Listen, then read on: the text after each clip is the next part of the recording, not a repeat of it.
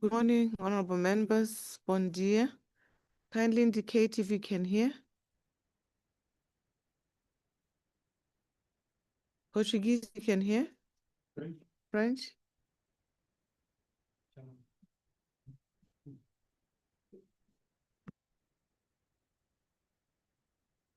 French? French is too. Okay, no, thank you very much. We appreciate effort. We have subscribed to technology. and these are the lessons that we are going to reap as we proceed with this important evolution. So, honorable members, good morning, bon dia, bonjour, and welcome to this important session of the Standing Committee on Food, Agriculture, Natural Resources, and Climate Action. Honorable members, I'd like to start with the context of our reality.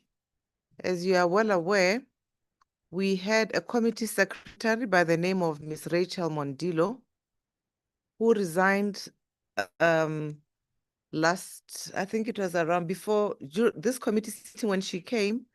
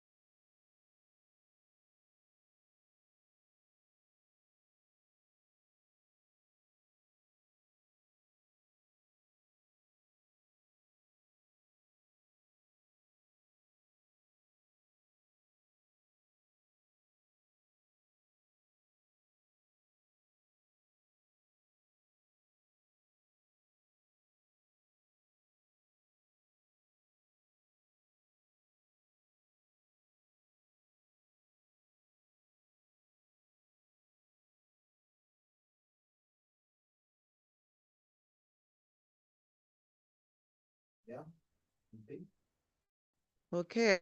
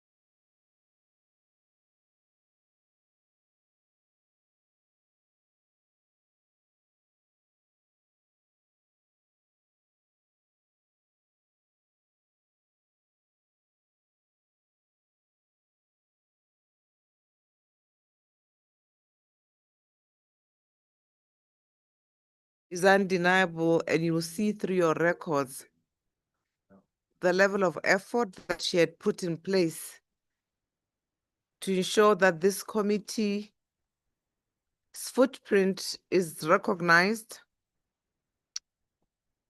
across the partners dealing in the sector, at regional forums, and also at international forums such as COP and the IPU. It is for this reason, honorable members, that you see me taking her place this morning in order to transact business. We are currently in contact with one of our partners to assist us in servicing this particular committee. And once that is regularized, we will be able to ensure that you continue to have the support that is required.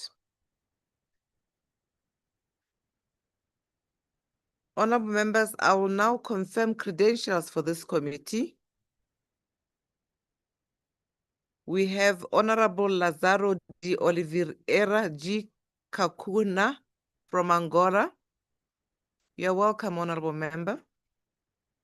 We have Honorable Faustina Kenda Kaziteriko from the Democratic Republic of Congo. We have Honorable Sicelo Jele Eswatini. You're welcome, Honorable. We have Honorable Senator Mabataung Mohatadi from Lesotho. Did I butcher it? No. Who's absent? Mokhatadi. You are a proxy. Yes, as participating as a proxy. We have Honorable John Likando from Namibia. Welcome. It's working? Okay, the interpreters just kindly sit still, but we shall proceed with the, thank you so much. We also have Honorable Margarita Alexander Laforte Jamie from Mozambique. You're welcome. And then we have Honorable Ntombovuyo Veronica Mente Kuna, South Africa. We have Honorable Chinhenza Chikwadzara from Zimbabwe. You're welcome. We've also received apologies, Honorable Member, from the following countries: Botswana, represented by Honorable Karabo Khare, Honorable Mutinta Mazoka, Zambia. Madagascar Parliament is not participating this time. I see they've written the parliament is dissolved. The parliament is not dissolved. We have Honorable Jakes Oduwado from Mauritius. Are they not present, Mauritius? We believe Mauritius is around. I don't know whether the member for this committee did not come this time. Malawi, as you're well aware, they've just concluded the election process and constituting committee. Seychelles as well. And Tanzania is yet, as they are yet to go through the electoral processes. Having said that, honorable members, I would like to refer to your rules, to the rules of procedure. Rule 39, subsection 2, if I'm correct, which specifies that in the absence of both the chair and the chairpersons, the committee shall elect from among the members of the committee an interim chairperson for the session. It is for this reason, honorable members, that I invite you to nominate or elect that interim chairperson so that we may proceed accordingly with the proceedings for this particular committee.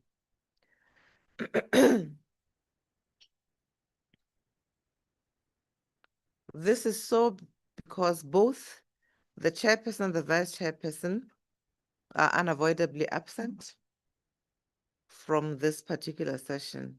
Honorable members, I invite you to nominate a member to preside over the meeting as indicated on an interim basis. Do I see any hands?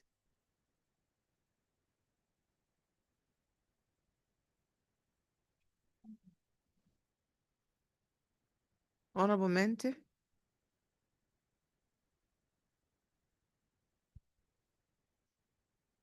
Good morning, SG. Good morning to all the colleagues and our resource personnel. Raising my hand to nominate Honorable Jele. At least he's been a long time serving member of this committee to be the interim chair. Thank you. Do I have any seconder? I second SG. Thank you very much, Honorable Jele. May you kindly proceed to take the chair and act as the interim chair for this particular committee. Should I have asked for a second nomination? I don't believe so. Yeah, therefore duly designated as the interim. Okay. There was need for space. I think maybe the Honorable from DRC can move there so the resource persons cannot crowd you. And then SADC Secretariat, you may come this side. You may come take a seat this side.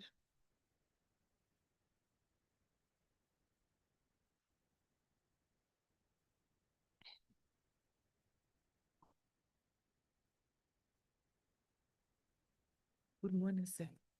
You may proceed to rearrange as I brief the chair.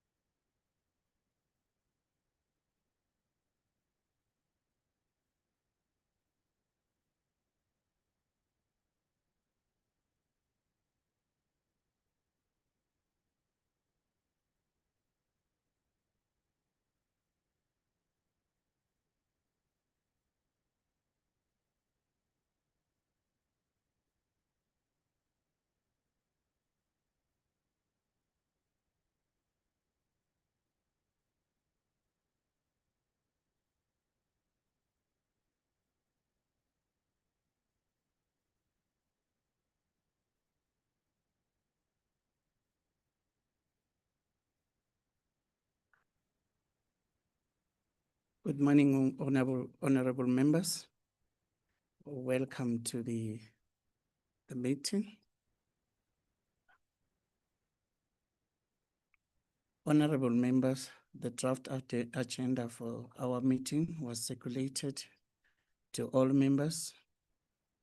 Are there any proposals to amend the draft agenda?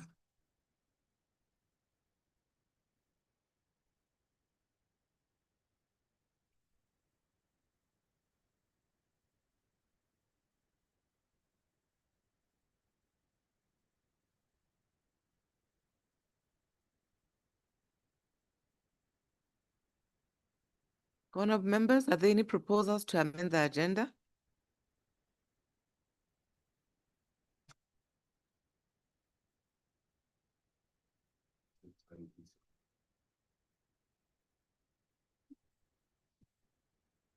It seems there is none.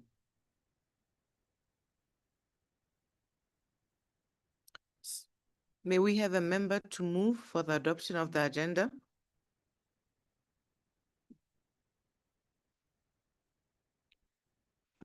Honorable Namibia, you have the floor. adopt the agenda. It stands. So submit. Any second?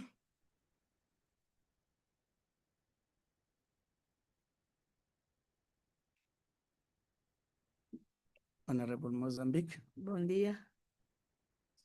Bom dia a todos. Queremos também adotar a agenda que foi anunciada aqui. Mozambique seconds the adoption. Segunda. Obrigada. Thank you. Thank you, Honorable Mozambique and Honorable Namibia. Now allow me, Honorable Member, to make opening remarks.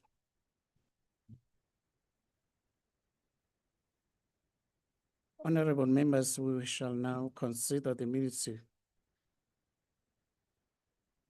Oh, sorry.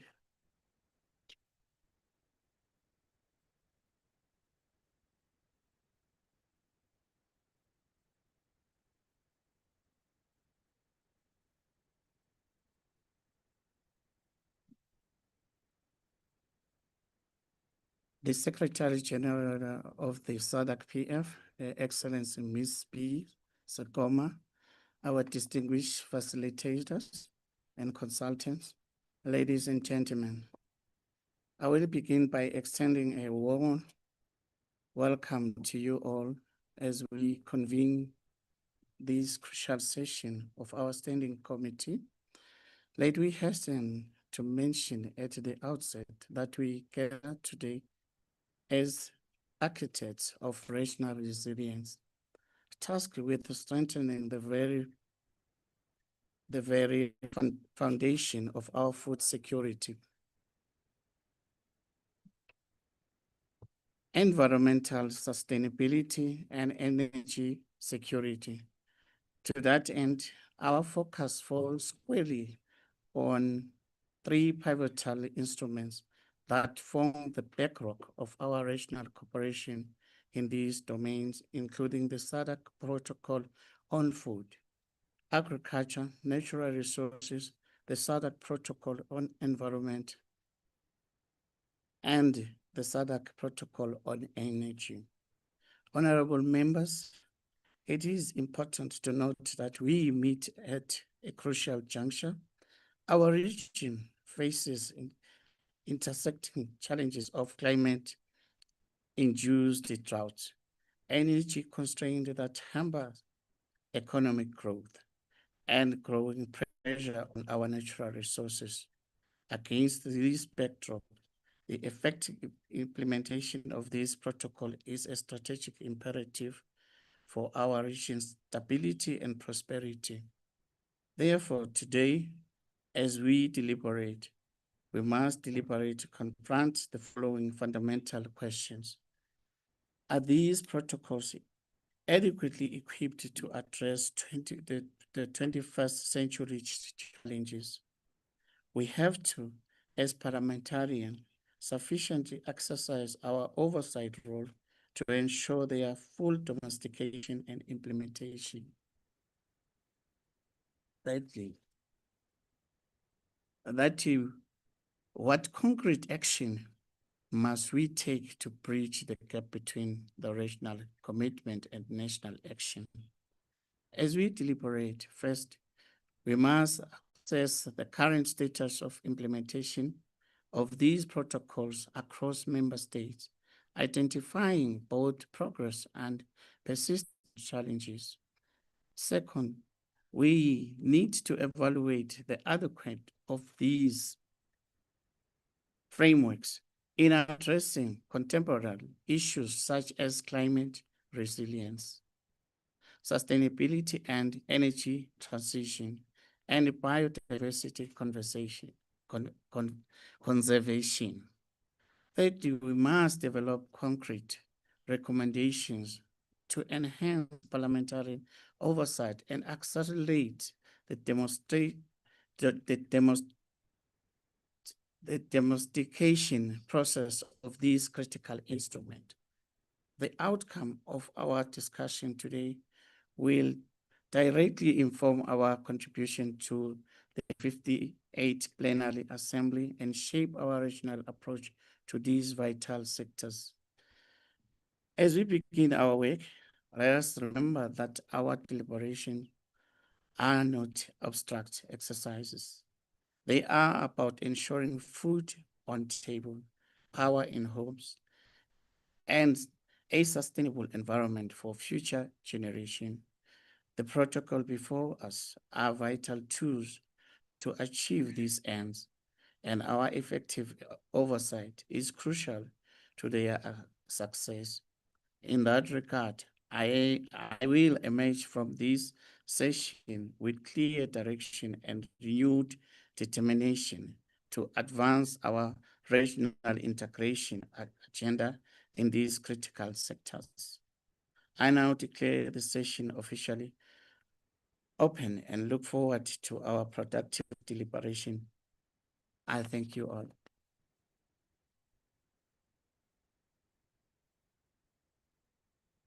So now, honorable members, we shall now consider the minutes of the minutes of the committee's previous meeting to confirm if they are correct records.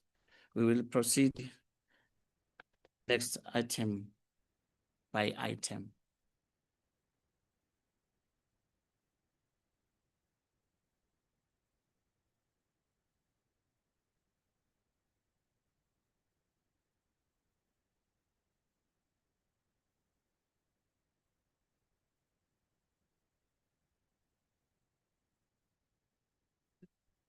Yes.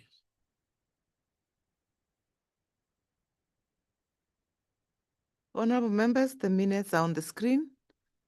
Some of them have been shared with honorable members. We shall consider item by item so that across the other languages we are in sync.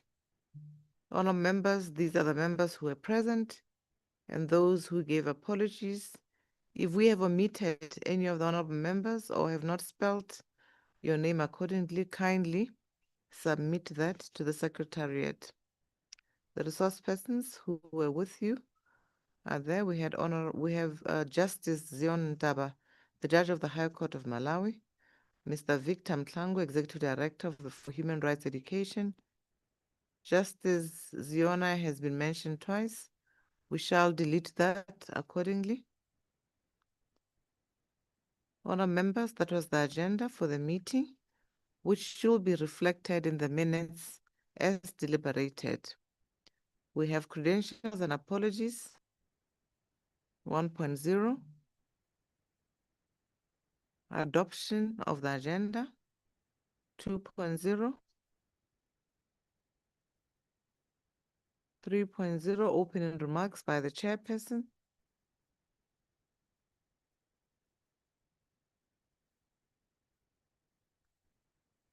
4.0, consideration of the minutes of the previous meeting. 5.0, matters arising from the minutes of and presentation of decisions and action taken metrics.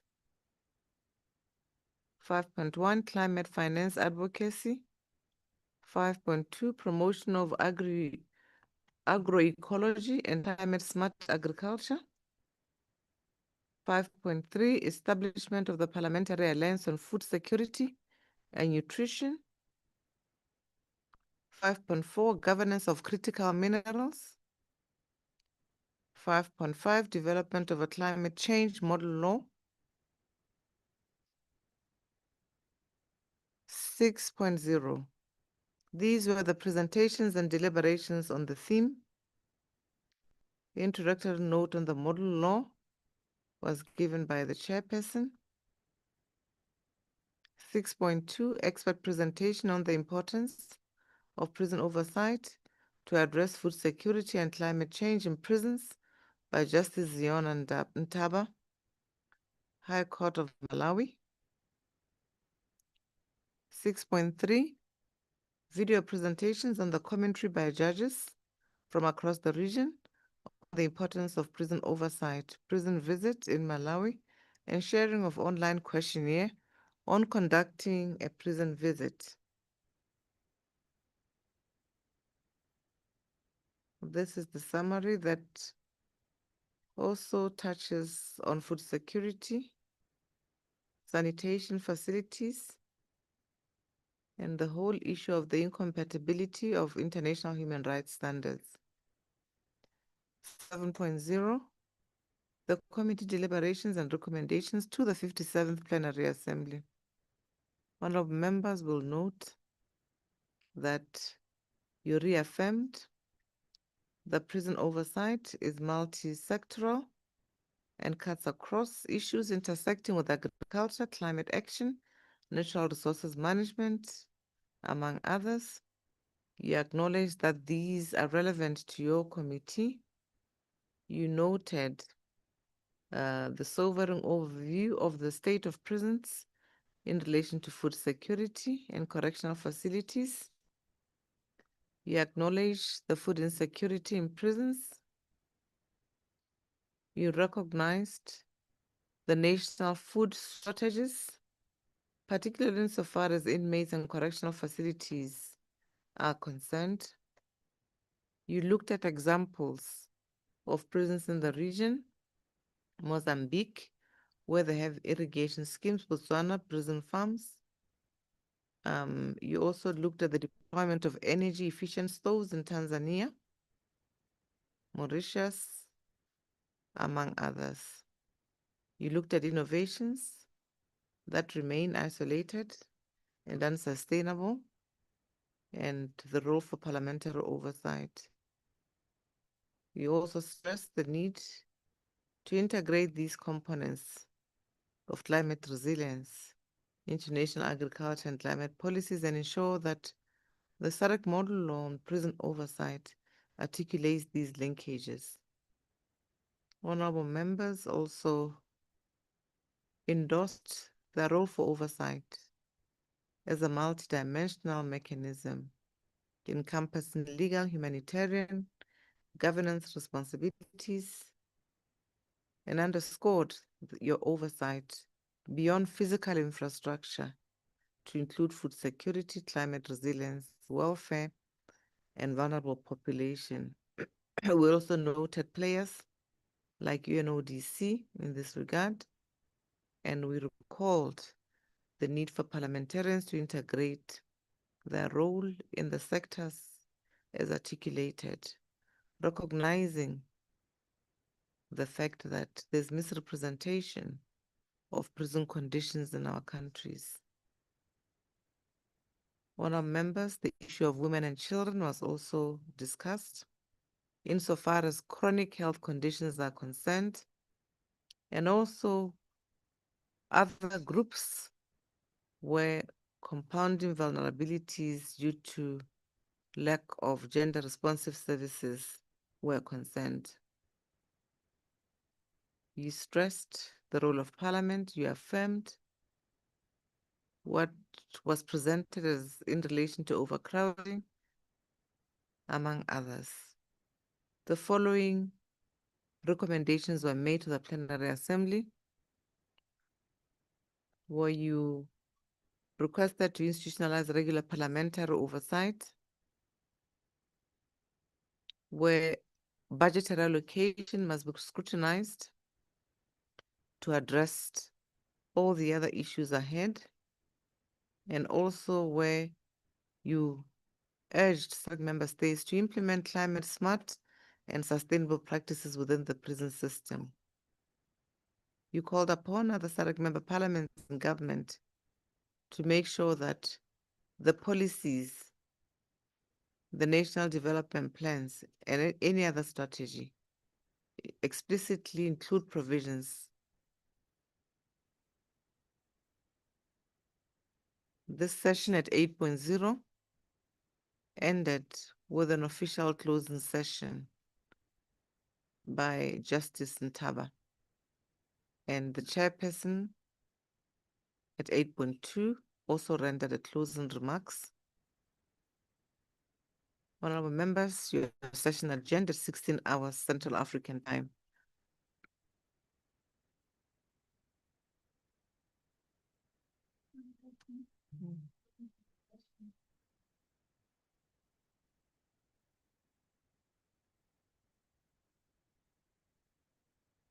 Is it possible to whisper in the meantime? Okay. Mhm. Thank you, Madam SG.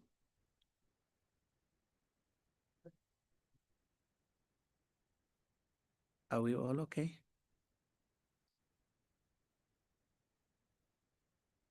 Shall we proceed? Thank you, Madam SG. May I have a member to move for the adoption of the minutes?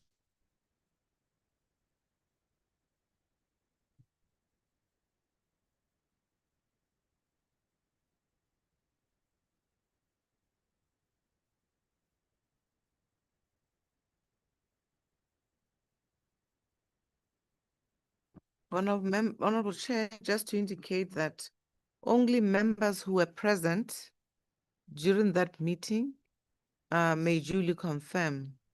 And looking at the members present, I see South Africa Yes.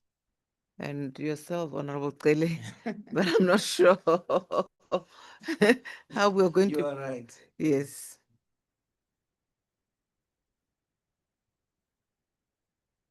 I think with the guidance the SG has given us, oh, okay, thank you.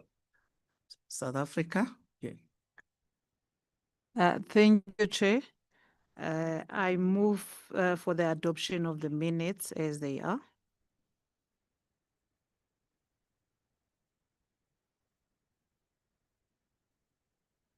I so second the motion. Thank you.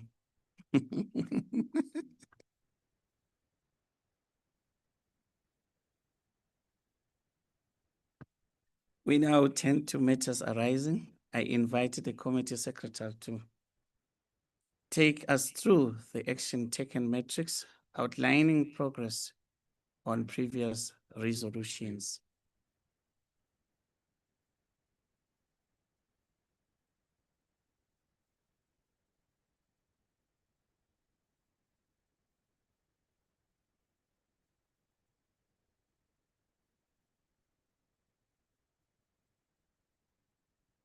Thank you very much, Honorable Chair. I see you are hesitating.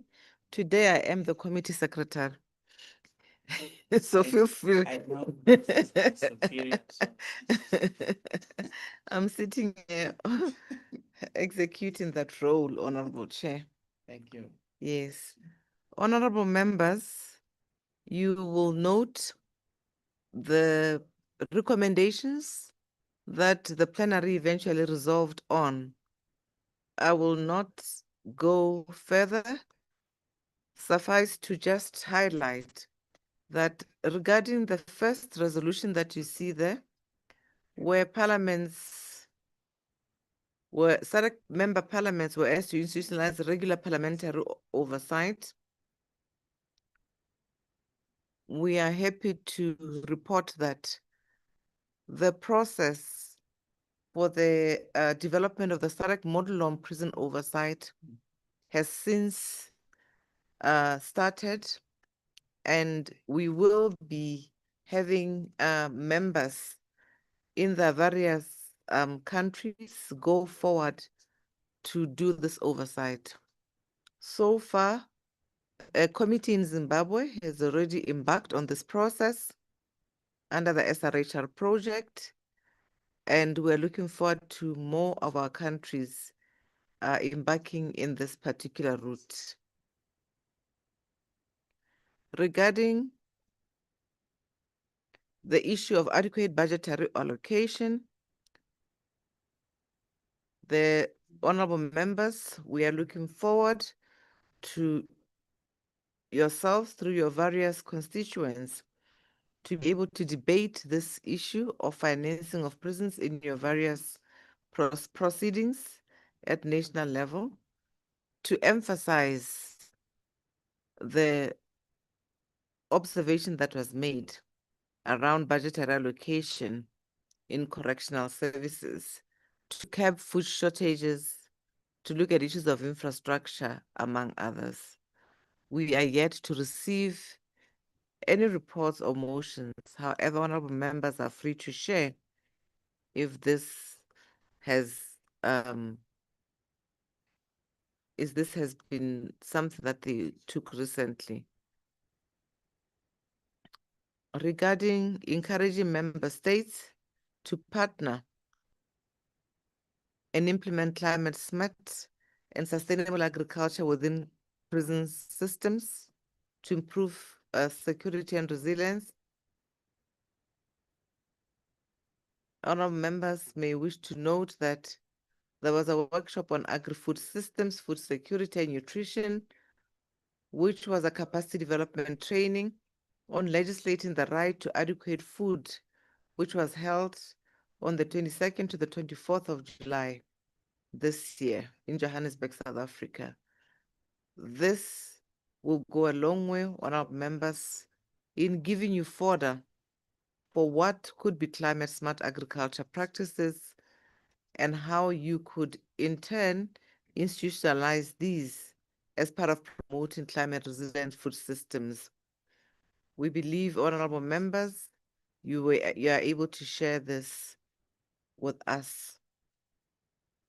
We also called upon parliaments and governments to integrate needs of prisons into national policies. As indicated, the model law on prison oversight is underway, and at every consultation where possible, we had the various speakers of parliament giving the keynote addresses for this.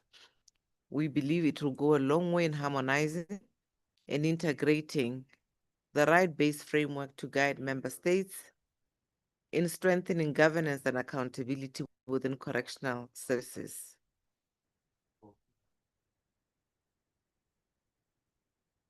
Honorable members, we look forward to yourselves reporting at the 58th Plenary Assembly if indeed there's been any alignment on national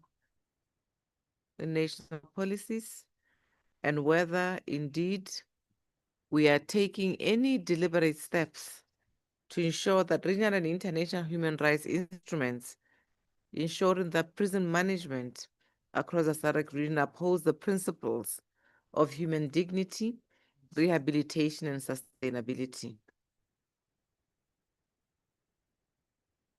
Honorable members, that serves as action taken. As you will note, we have not recorded any significant feedback from member states, save to continue with consultations on prison oversight, which incorporate some of these concerns. And so far, in the month of October, we have held at least 15 consultations, which cut across youth, correctional services, judges, civil society organizations, member of parliament, women's groups, and legislatures, and also lawyers in this particular sector. I thank you, Chair. I submit. Thank you so very much. That was well said.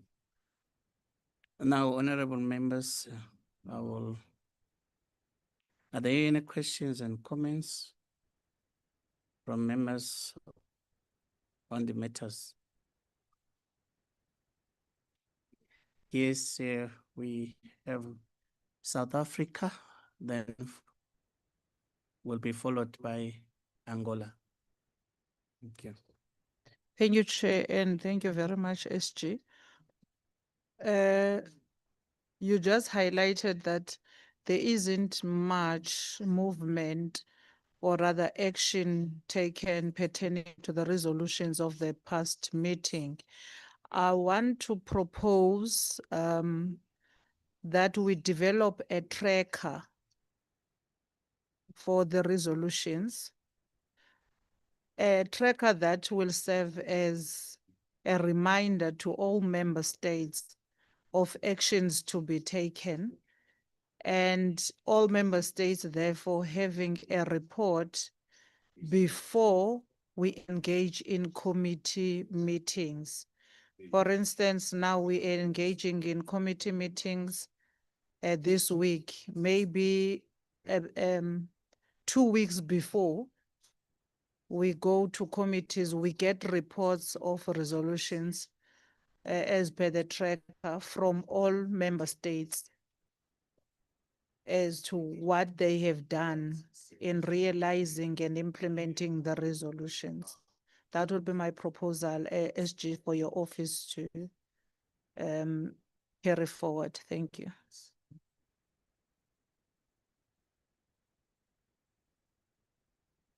Thank you, Honorable South Africa. Now I will give the floor to Angola. Muito obrigado pela palavra. Thank you very much for giving me the floor.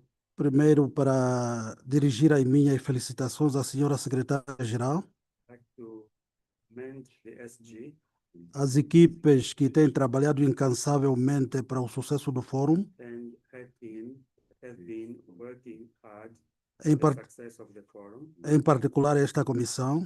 in particular this committee.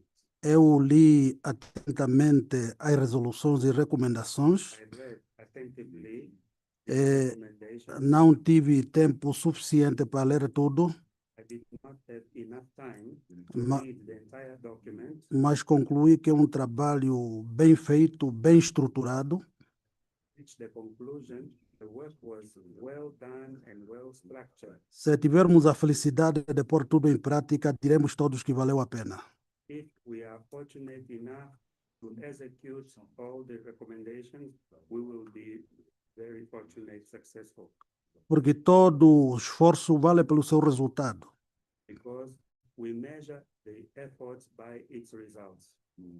Então, devemos trabalhar no sentido de persuadir todos os intervenientes We need to work to persuade all the stakeholders que por essas vias, por esses passos aqui delineados, passam as soluções dos nossos problemas.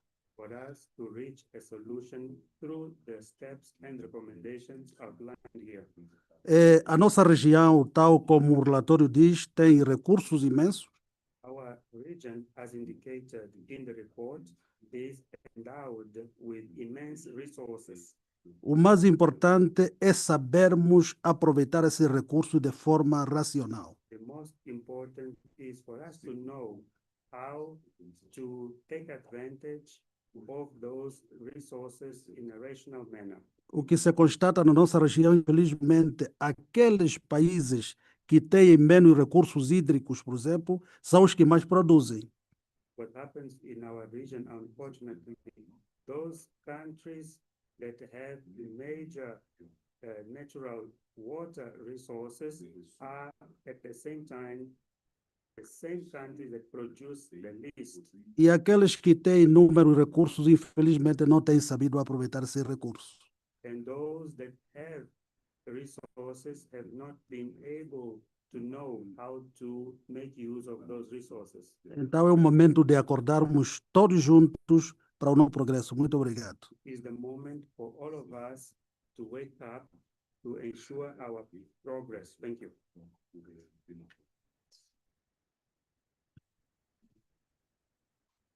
Thank you, honorable members, for your submissions and proposals. I am moved or fascinated by the submission that has been made by South Africa, but we must develop a tracker.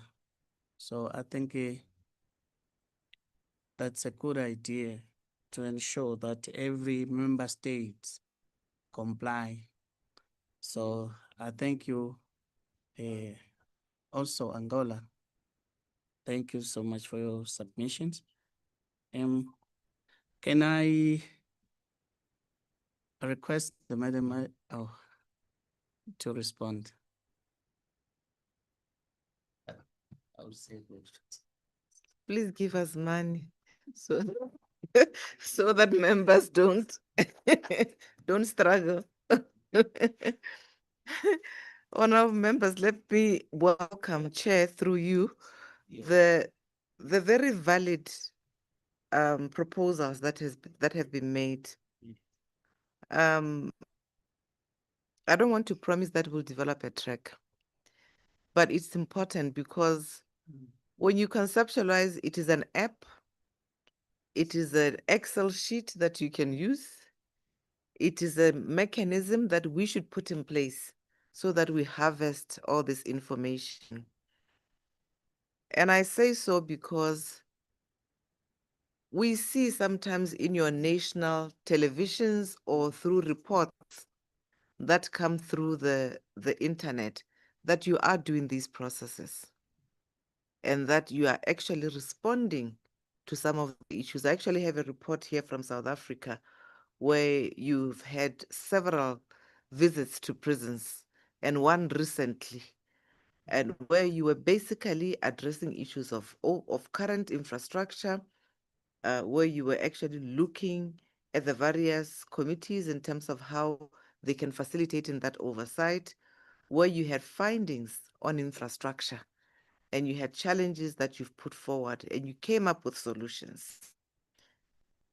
You were even looking at section 3.9 of whatever of your justice. I don't know what that is. However, it was very clear that you ably responded to the issues that are in this report. What I may request honorable members is that I don't know how we can do it, because by the time the plenary assembly sits, these reports are already with you. Where the report that we are reading today was given to you during the 57th plenary assembly. I'm not sure how you can assist us to make the linkages. And the honorable members are always accompanied by staffs like Java, who I think, honorable members, let us ensure that we optimize the value of the staff that accompany us to the plenary assembly or to these committees, so that it is not just servicing of carrying your bags or papers, but that when they really receive these documents, they do not take for granted that you will respond, but that they must then begin to come up with a network among their committee secretaries to come up just through an Excel sheet to write what is happening in the life or the period between the parliament and when you finish plenary. And they must deposit that to the relevant committee so that we're able to harvest. If I were to promise a structured M&E, which is the next level of professionalizing the tracker, I would not be truthful to yourselves, honorable members. However, we genuinely appreciate the fact that it is important because it will serve to really assist us visibly see what is happening in that country, this country, among others. And you have seen how we depend on partners for something like this, but I'm not throwing it out. It is something that the Secretariat will really look into and consider. It also requires capacity that we must build in these systems and frameworks that we endeavor to do. And then when it comes to Angola, honorable members, we welcome your input, honorable. And we do believe that this requires capacity to unbundle, similar to what Honorable Mentor was saying, to unbundle and ensure that there is progress. Otherwise, we are creating annexes of narratives to existing treaties and protocols, which will not serve to take us anywhere. And perhaps we need to relook at the type of recommendations that we make to the plenary assembly. Because if they are too broad, we end up not being sure who is the player.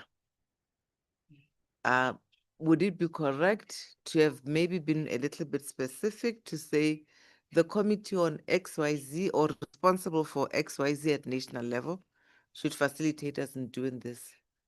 And I think this is the support we need from you as we deliberate. We could speak much more in a pointed manner so that the secretariat does not just become substantively academic, but rather come up with resolutions that will take us somewhere. I thank you, Chair. I believe that we take what has been said, and I think you are confronting us with our own shadows. And that in that way you are turning the light to us so that we can maybe really ignite our thinking and processes. So I want to thank you, honorable members, for that. Thank you, our secretary, for that clarification. Really appreciate and your guidance. I will not close the door. Any other member who have got a question, comment, or shall we proceed?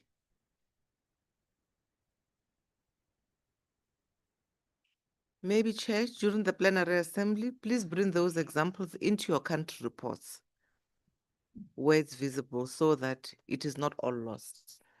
Because country reports are meant to say, what have you done? And there's still room.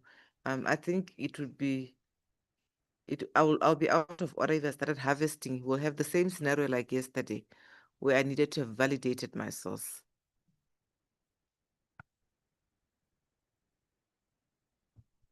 Thank you, Madam. Shall we proceed? If there are no questions. It looks like, oh, okay. We've got a follow-up, Honorable South Africa. So, thank you, Chair. I'm not sure whether you're proceeding to the next item, which is after tea break, or we are still within, because this item should be going to tea break. Be that as it may, Chair. Now, SG, we know, and issues of resources will also be the hindrance into the progress of SADC. And in particular, now that we are heading towards being a proper parliament, I just want to share with the colleagues here, the frustration and embarrassment more than anything, where the SG have sent us to the high-level roundtable discussion around food security and agroecology with agroeconomics in Uganda 2 weeks ago.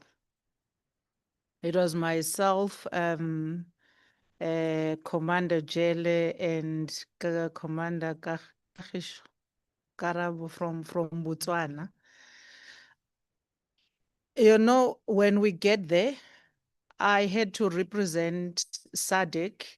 It was all the regions in Africa.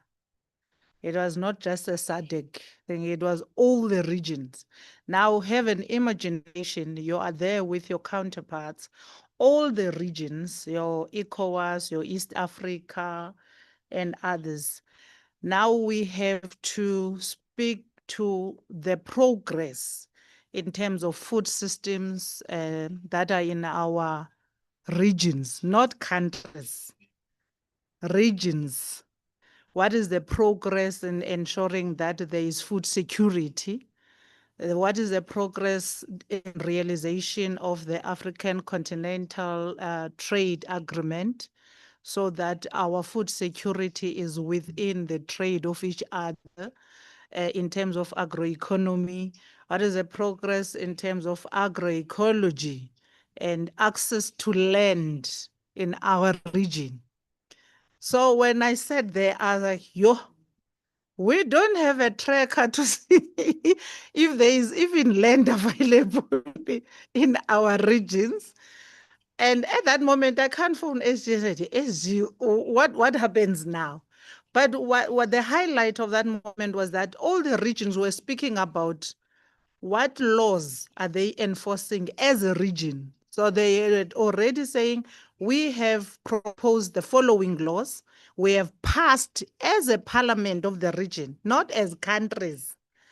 As a parliament of a region, we have passed the following laws. And we have ensured in our 10 member states, 9 of them have already ratified. And like, it was moving. So sitting there, I was like, okay, we really need to track our progress because we have model laws as much as we are a parliamentary forum at the moment, but we do have model laws, we do have protocols. These food systems are in the protocols and all of that. Yet one cannot have a consolidated information to say, to be like confident that in SADC, if I say food systems in SADC are safe, I'm not going to have a counter from East Africa that says, but country A and B, those people are hungry. How do you come here, SADC, and say you have a secured environment in terms of food systems? And none of us, we kept on looking at each other with Jelle. How do we have to navigate the space? But at the end of the day, it was a huge embarrassment. We had to sit and navigate the system and then look into country by country. What is the issue in this country? We can't go and lie in a high level of all regions because the counter is going to come amongst ourselves. We know each other. I can't come there and say, no, South Africa is very food secure. Then I'm told, no, you can't say that. In KZN in South Africa, people, the poverty, there's malnutrition and all of that. Statistics are out there. So you can't lie when you go to these spaces because the statistics are available. However, we really need to get our house in order. I know resources, SGN, this is why you need to also look into how the budgets and the subscriptions of countries can be at least increased so that, especially to match parliament, no longer a forum. We can't go with the same budget of a forum to parliament because we're going to be embarrassed in these stages.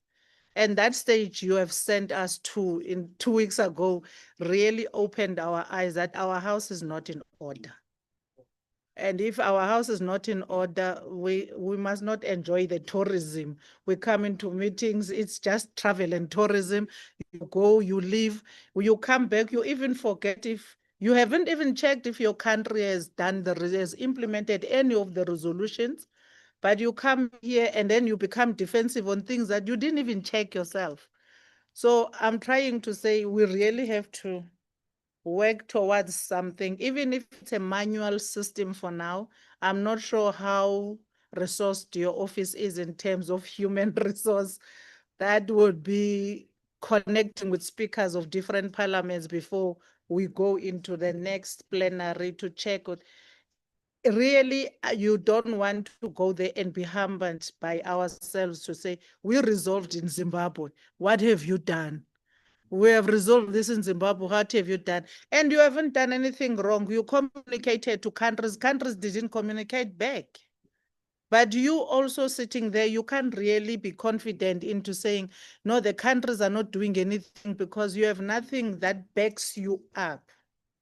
So I was just sharing that, colleagues, that we are all going to be sent somewhere one day in our different portfolios, and you're going to be really embarrassed. It might not be an African stage like we were with Jelle and Karabo. It could be international, and that would be really embarrassing. Thank you, SG. Thank you for sharing that for the benefits of all our members. Now I'm sure you'll have a clue. Yeah, I think this is noted. With your guidance, honorable members, I don't know whether we should consider going for break or shall we continue?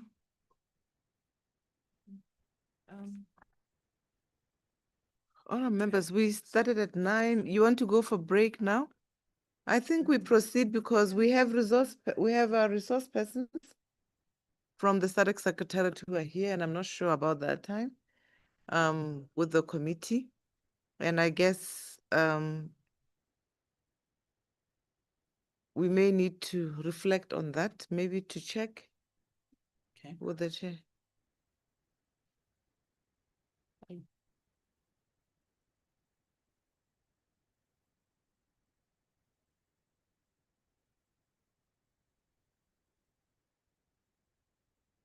Okay, you may break for tea.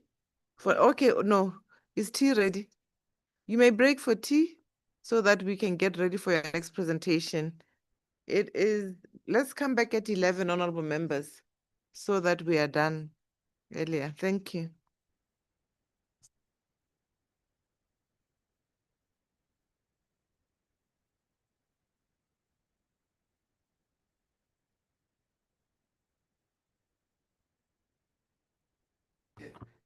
Senhora secretária, desculpe, I apologize. eu sei que Yes. já determinou para irmos ao intervalo, Thought we should take a break for tea. mas nós, da língua portuguesa, We, the Portuguese speaking, estamos a ver que há grande dificuldade em struggling acompanharmos aquilo to- que são os debates ou as intervenções e the tudo, deliberation porque o sistema que to o secretariado da SADC está coisa online não é muito The eficaz.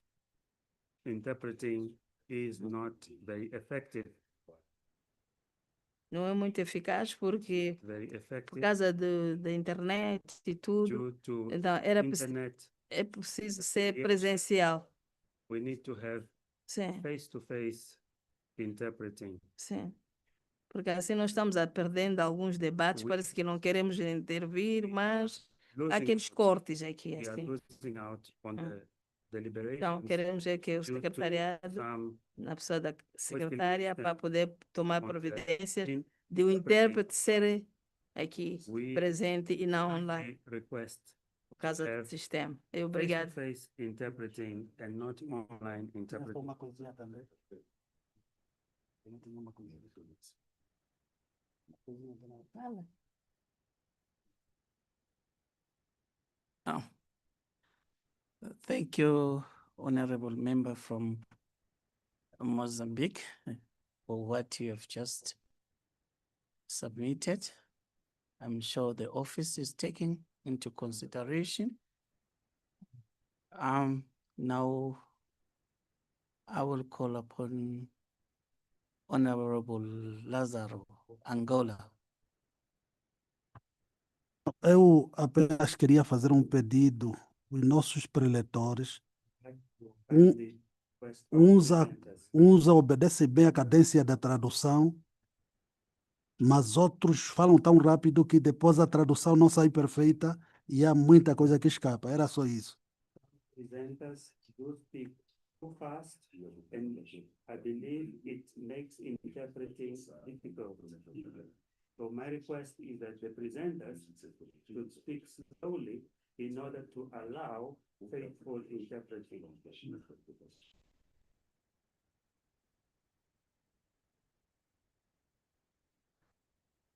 Thank you, Honorable Angola.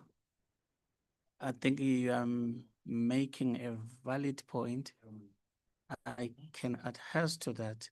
Yesterday, there was a confusion because of the interpretation when a submission from Mozambique was made. It was wrongly interpreted, but we are happy that it was later clarified. So I think you have a point there. I second that.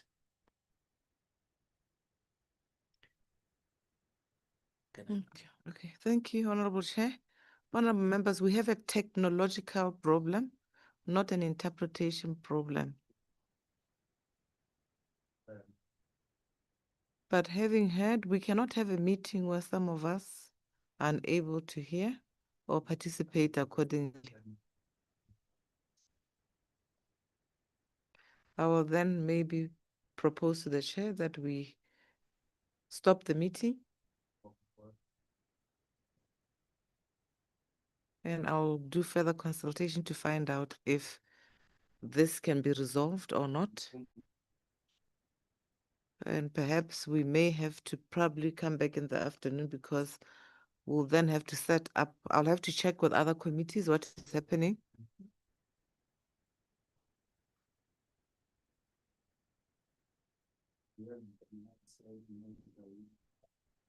And see what we can do to set up differently so that we have the similar arrangement like yesterday.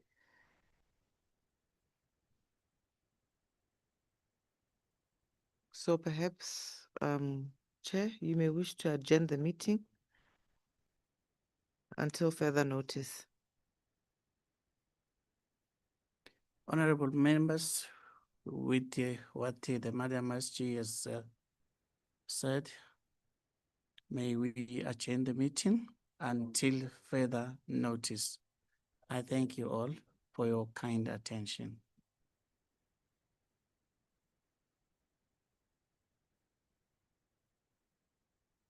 We will announce in the groups, so please pay attention to your WhatsApp so that we can let you know what are the next steps. It's a bit cumbersome, when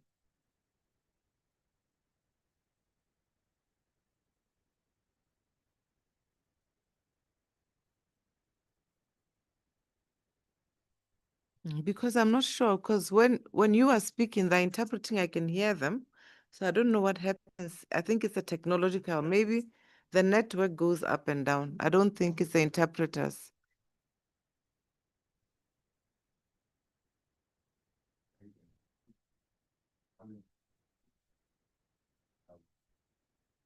and also the request for those who are presenting, when they do their presentation, they should do It's fine. slowly.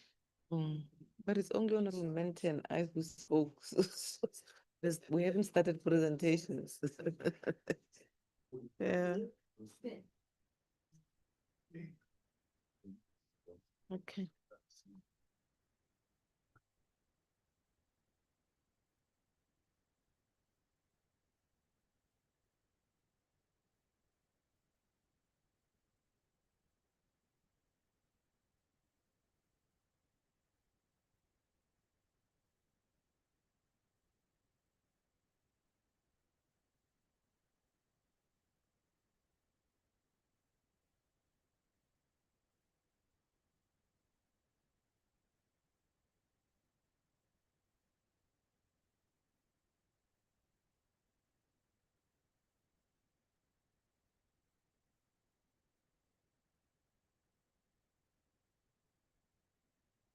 You are free to go for tea.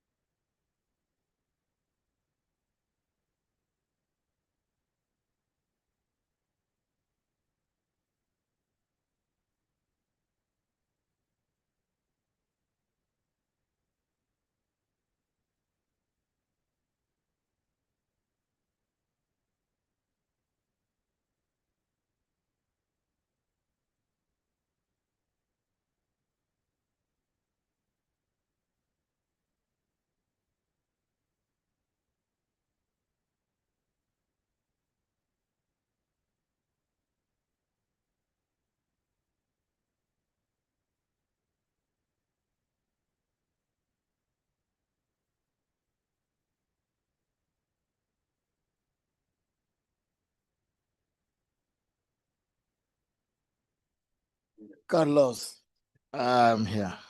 I'm here. Now, is it loud enough? Okay. That's not good enough, Carlos.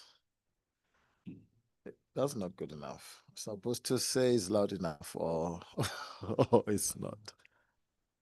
Better is not the thing. I can't work with better. Okay. Oh yeah, from the cell phone microphone to the table microphone. Yes. Okay. Are you able to test your internet speed in there?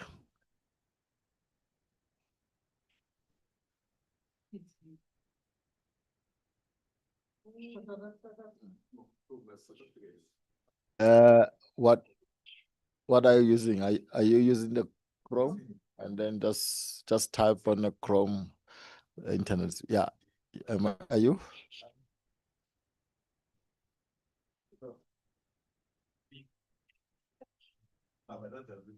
43 Mbps.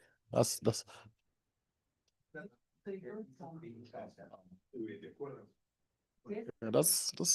that's fast enough. Is that the download or upload? What does it say? Up or down? Okay.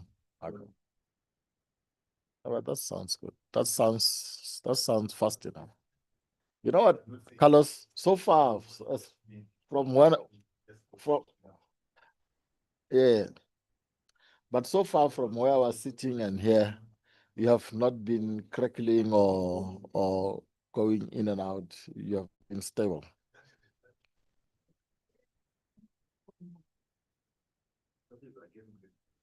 I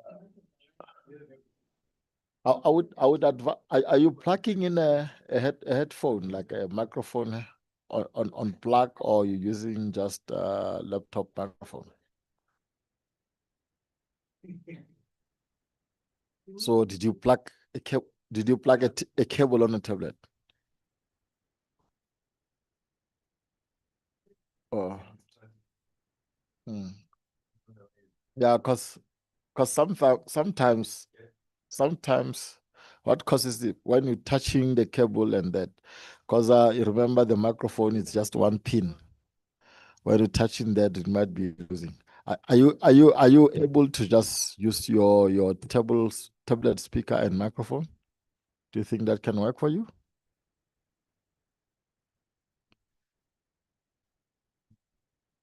Just try it, rather without headphones. Yes.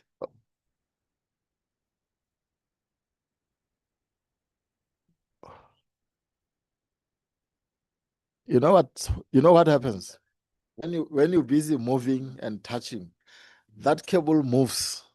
Then it might be the one that makes you to crackle sometimes. Because you're there, but you crackle. So, no, but I don't know if you move no, not on this conversation.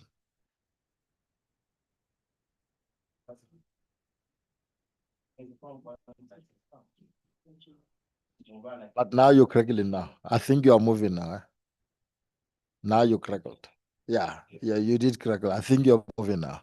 So that could be the main thing that's happening, that you come, go, while you're moving, and remember it's just a joint and it's one piece. The headphones to you is two pieces, is stereo, but the microphone is just that one piece. You miss it, then you crackle. Yeah. Yeah.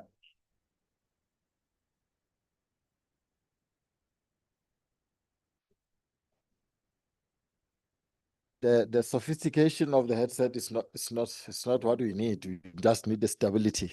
It needs to be stable. Yeah. So if this one is sophisticated but is giving us not stability, then it's not working for us. We want this simple one with stability. Microphone must be stable. Other than that, don't.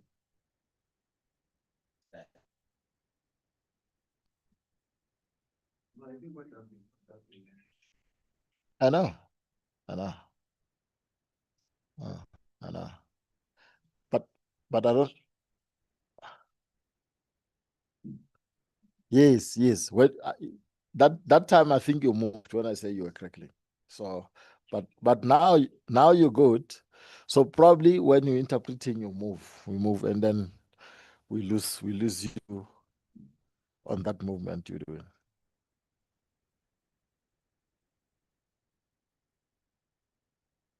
Mm.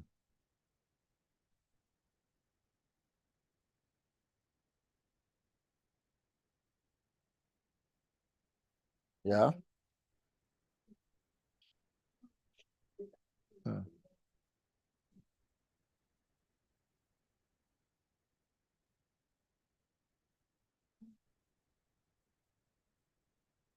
Who? Oh. Oh.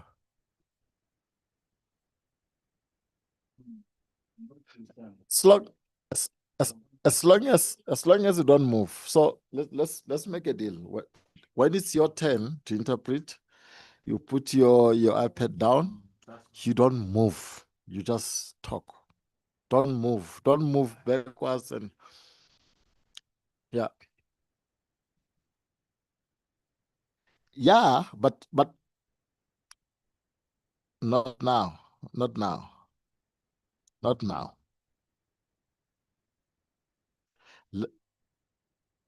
Please let's not practice the moving. Let's try not to move. For 30 minutes when you're on, try to be just try to be there and stable for your cable not to move. Yes. I'm not. Listen. When I mean not moving, I mean you moving until the cable of the headphone moves. That's what I mean. I don't really mean you are a stage weekend. I understand. Yeah.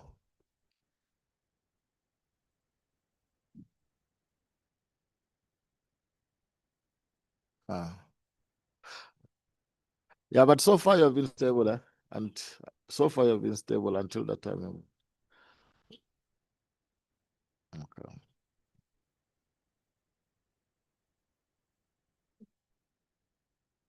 Is it? Do you want to listen to it?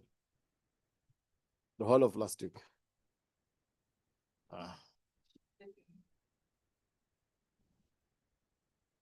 On previous days.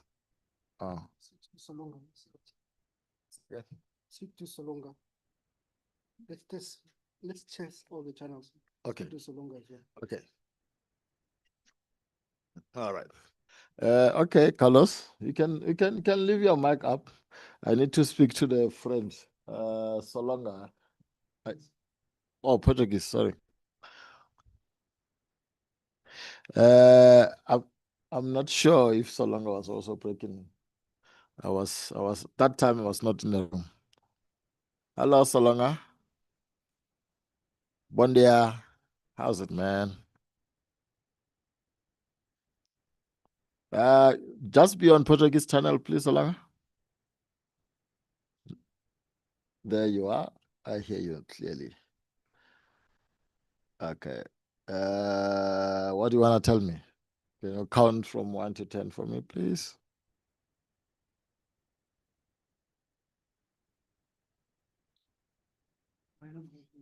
That's a difficult way to count. Why did you choose that one?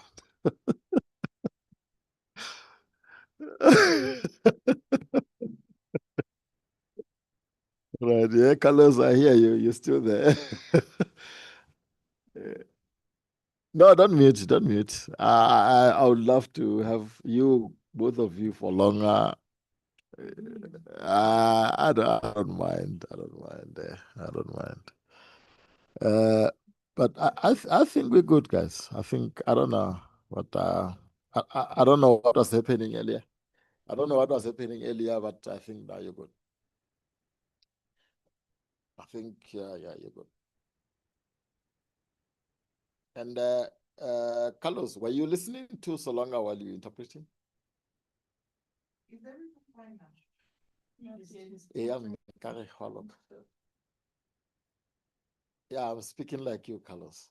Because this is what you do in the group. I'm far back from the mic. That's what you do.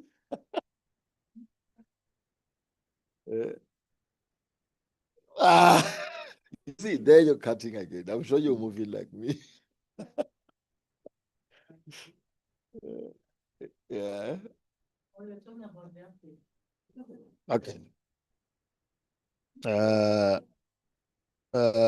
What I'm asking is, were you sometimes listening to each other when the interpretation was on? Not really. But now you're cutting again, Carlos. Oh, you did. It's like it's losing the connection. Something like that. And I suspect the cable, that microphone cable.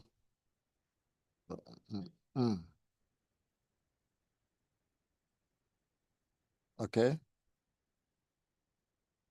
Yeah.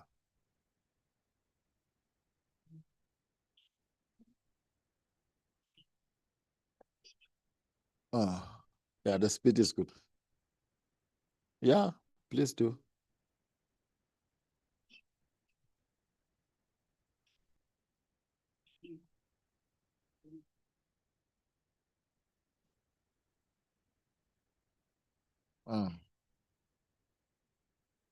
And the other interpreter, are you still there?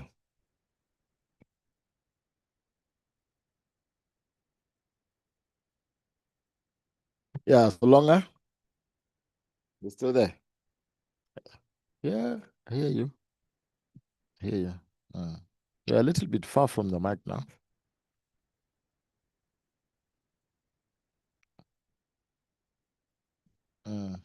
But yeah, I don't know why you're a little lower.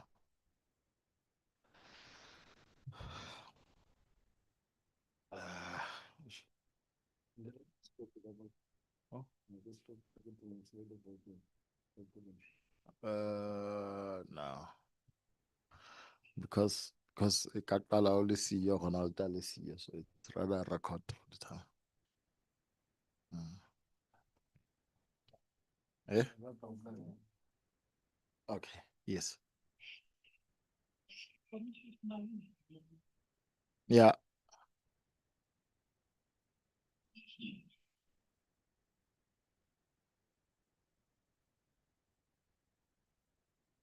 I can still hear you clearly. You know.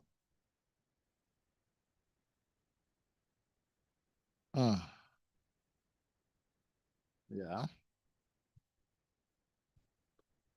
96 watt. Up, down. Yes, up, down, or not. Because it needs to tell you, is it download or upload?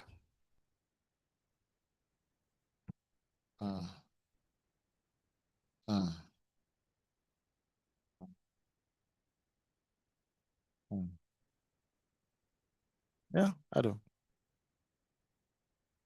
No. It's not. It's crackling. This one. It's crackling. You move around. Let's hear.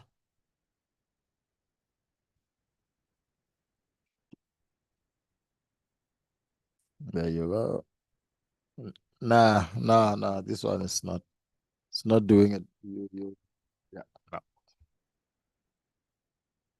Yeah, I think so. And move around.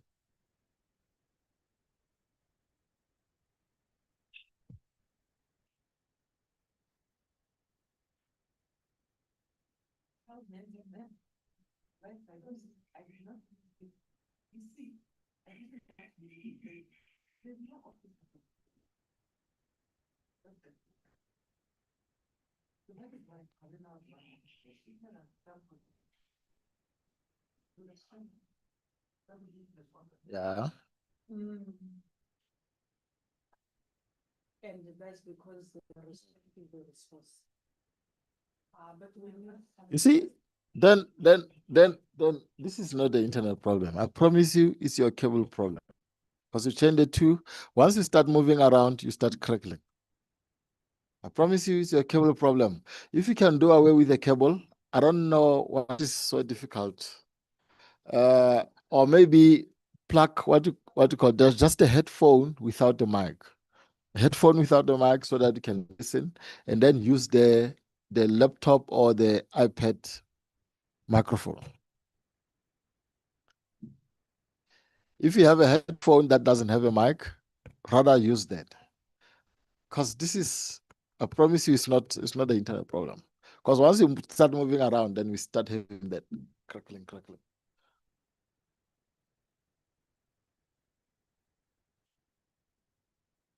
There's always a first time. There's always a first time for everything.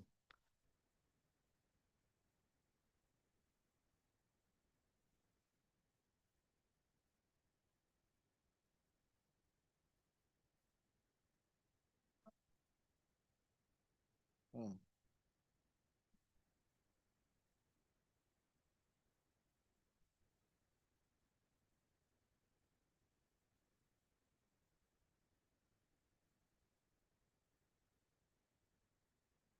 You see, this one is crackling again. Yeah.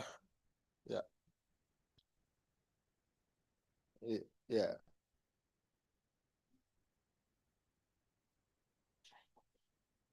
The mic sounds great when it's up, but then I think the connection is just too close.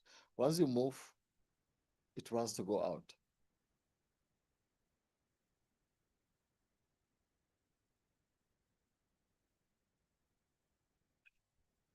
That's why I think if you ever you got a headphone, even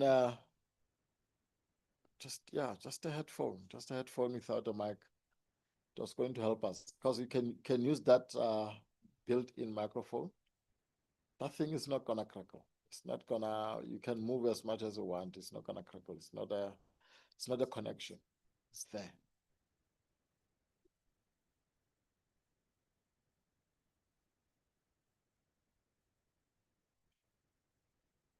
Ah, ah.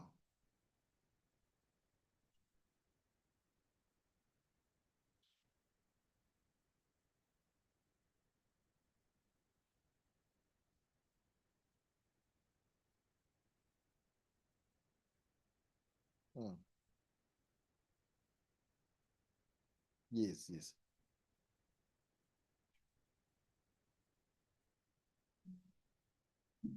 Yes, yes.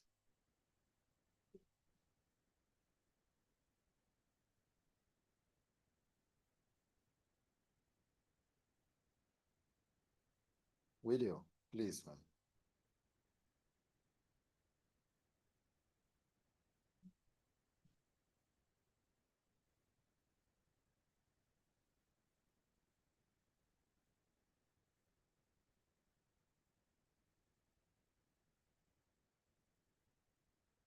Ah.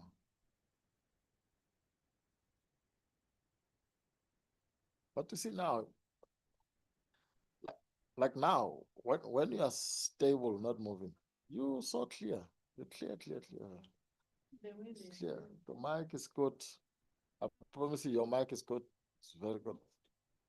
But but but once you start moving, then the connection loses on the mic.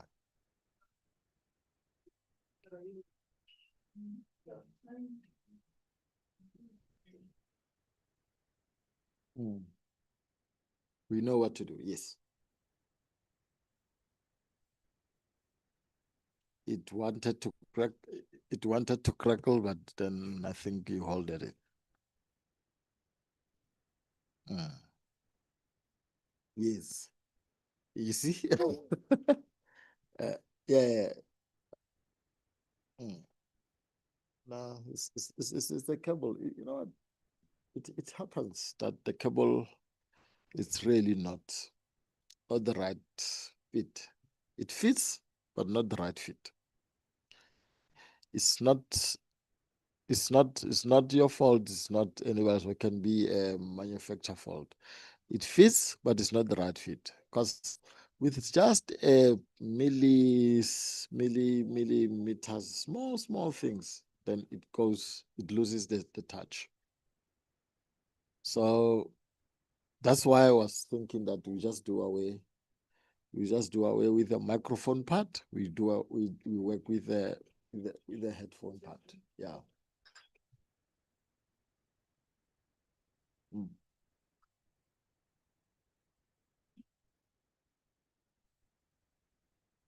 I, I wouldn't know what time are we resuming. You see, I think you moved again. Huh? Are you far from the shops?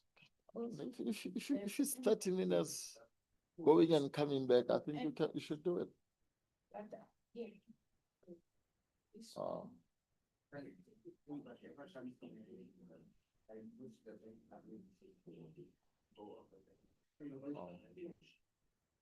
Oh. Who's that one? I'm still speaking to Carlos. That Carlos. It's big again. It's just hold on, Carlos. Hold on, Carlos.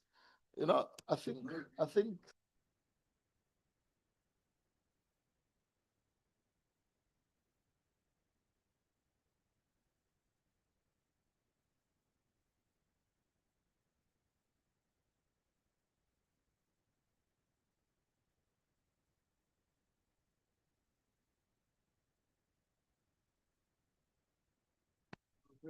all right.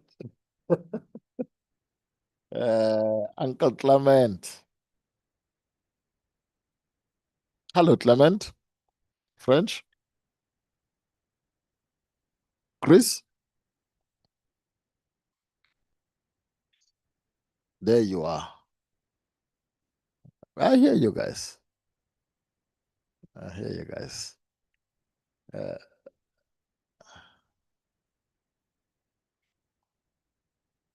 Straight away.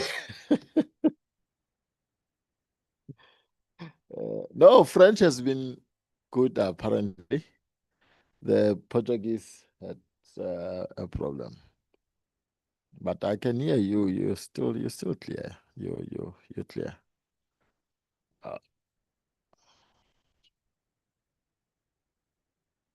Yes.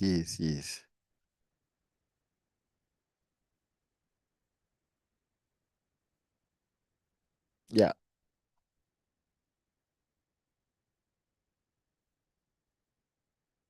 You can? No, you'll be messaged. As the SG said, you'll be messaged. Yeah. All right. All right, guys. All right. Let's see if this Portuguese thing will be resolved. But I hope it will be resolved. Because I was speaking to them, I can hear them only when they move around and they start crackling. Cheers, guys.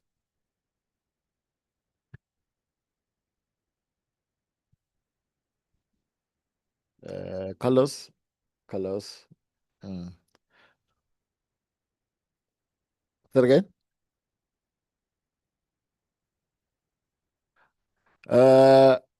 He doesn't cut off.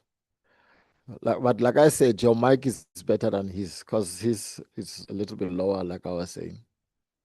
But your mic is more louder. Oh. But for when the problem was there, I was not in the room. I came when the problem was already there. So I was not in the room. I'm not sure if he was also crackling or what.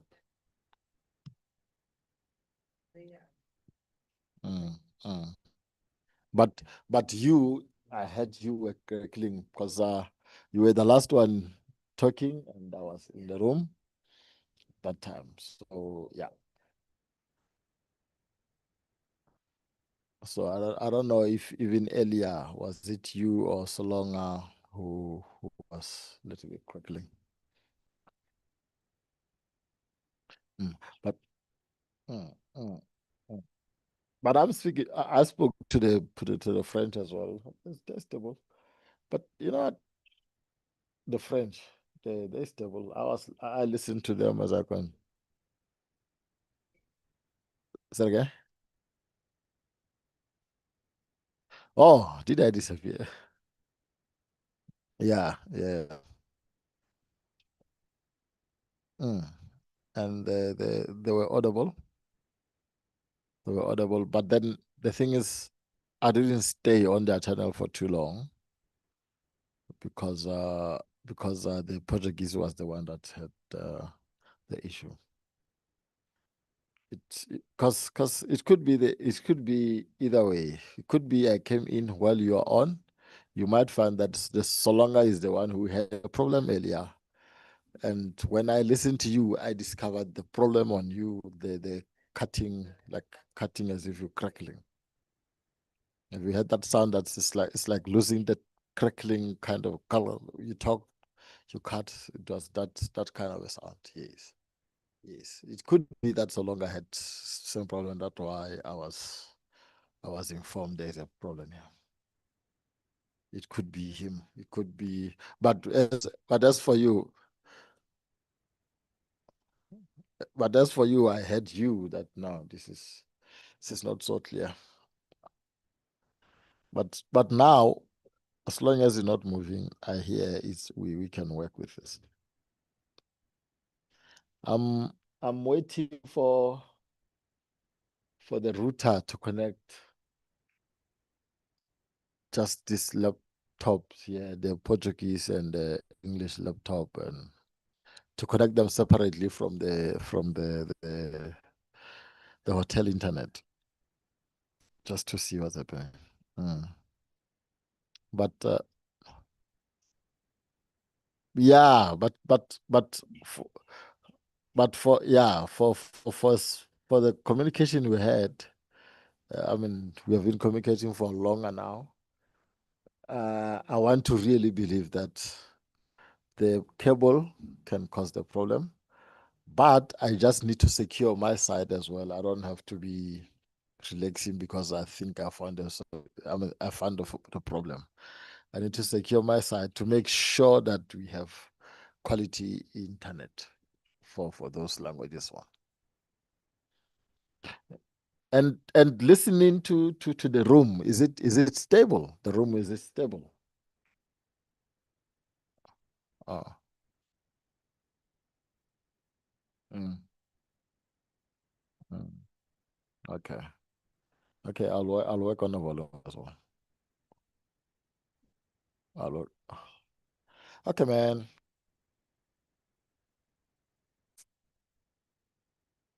We'll speak again, yes.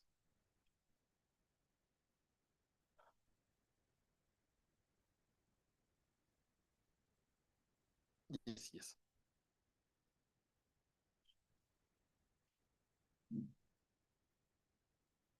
The meeting is waiting to confirm, for us to confirm that the technology is really good. Because we can't have people hearing and at a time not hearing. We can't have that. We need to be very stable.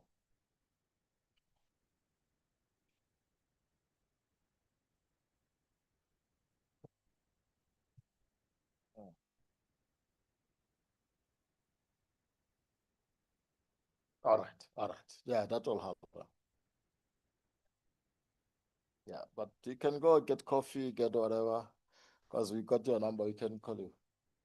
I'm saying you can get coffee or whatever.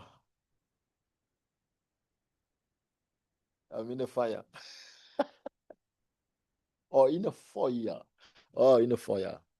I'm saying you can get coffee or something. And if you can't find you on just leave your mics up. I mean the speakers up. If you don't find you on the speakers, we'll call you. You don't have to stay put. Okay, cool. Sure. Thanks, man.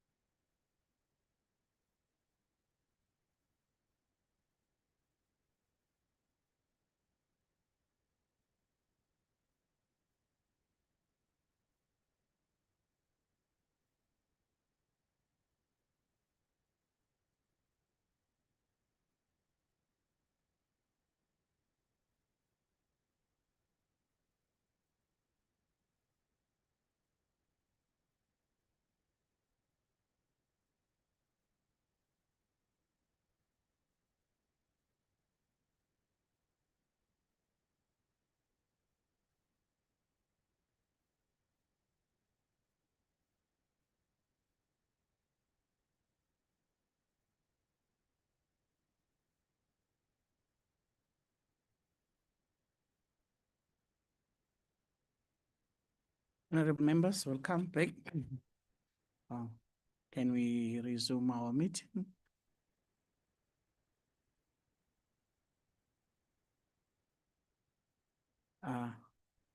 I'm sure all of us now okay in terms of the interpretation. If you may check your gadgets, honorable members. Is everything all right?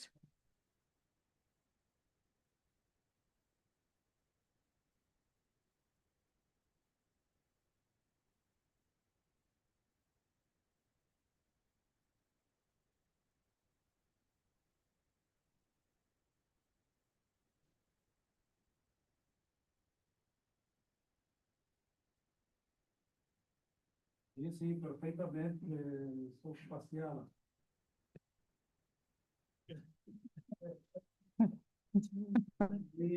Muito obrigado, é prazer ouvir.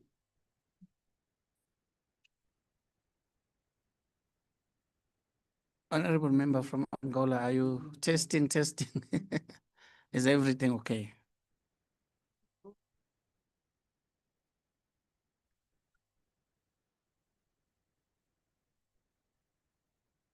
Shall we? Thank you so very much. Welcome back to the meeting.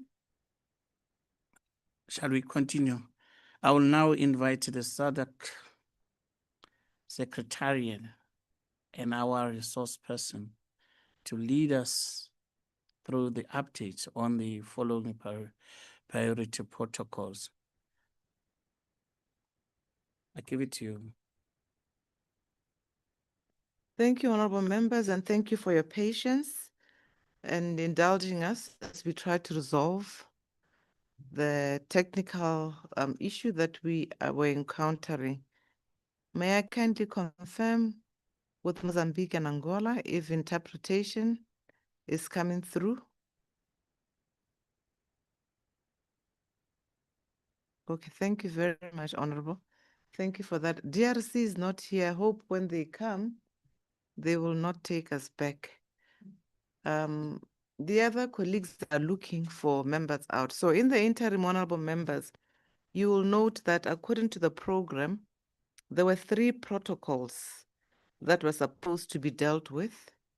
And these were supposed to be presented by the SADC Secretariat. And I would like to indicate to members that since these protocols are not that of SADC Parliamentary Forum, it would be wrong for us as the Secretariat to represent the views and anything other than going through the text of the protocol as it is for honorable members to appreciate what it is.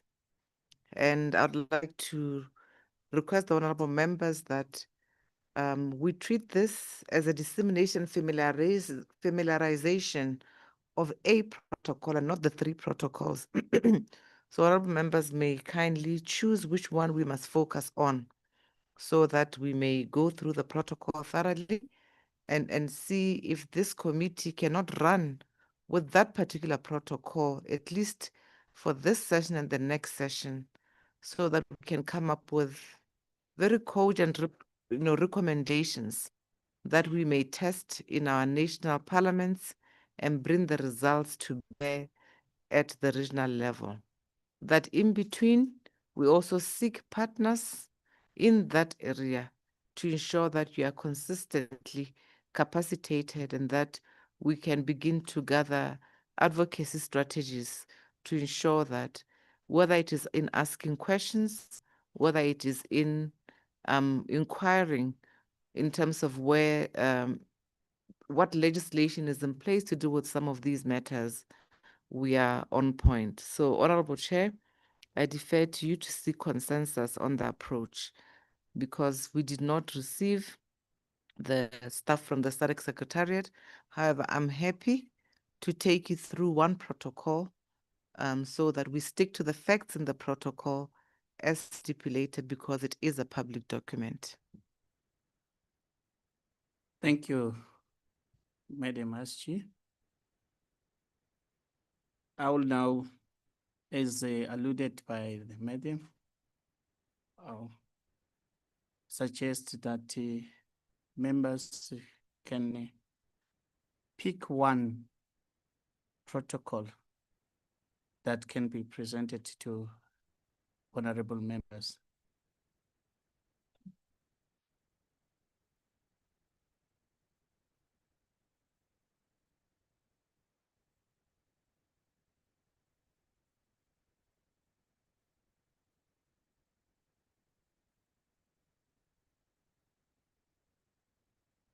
Oh, you have the floor, Honorable Namibia.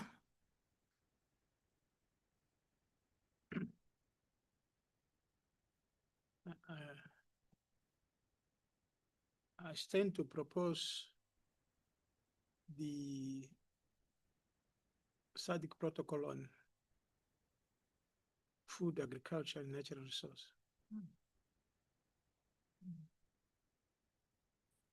I so submit.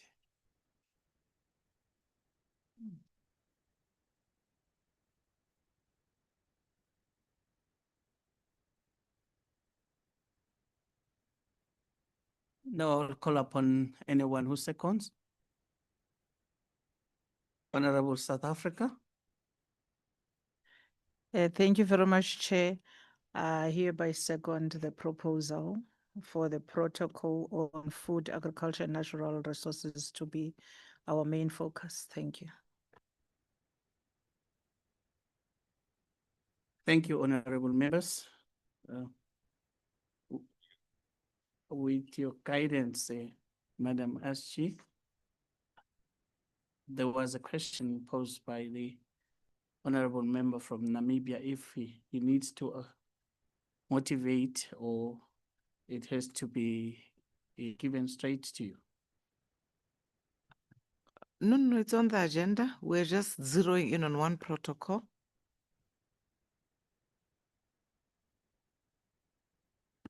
Thank you, Madam Aschi. I've seen a hand from Honorable Lazarus Angola and Mozambique. Any reflection? Muito obrigado. Eu estou a pedir a palavra para concordar com a proposta do colega da Namíbia. Muito obrigado.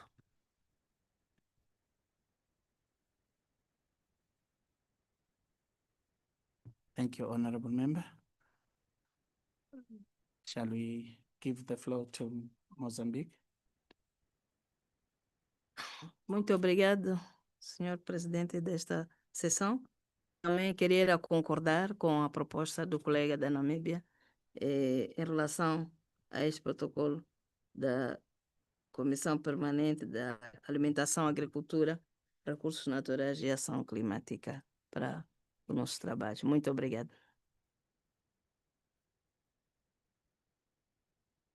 Thank you, honorable members. Now I will give the floor to the Secretariat to do her presentation. Thank you.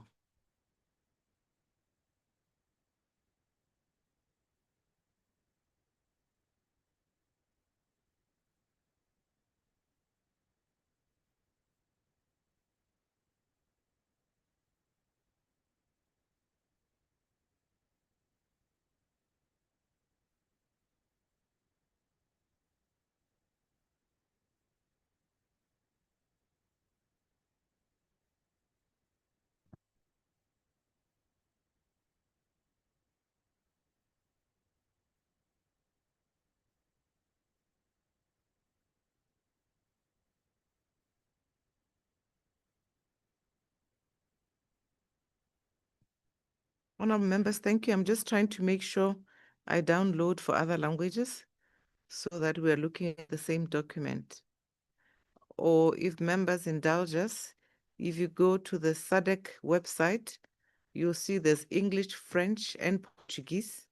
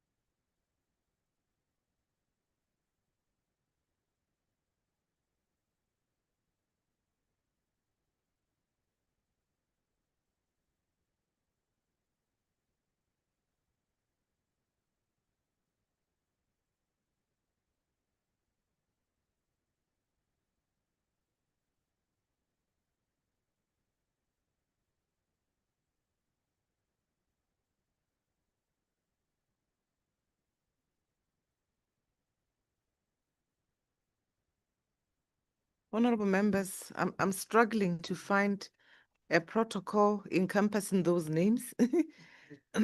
I believe it does not exist. I've come across a declaration. You found it? I found a declaration, I found a strategy, I've found a policy, but not the protocol.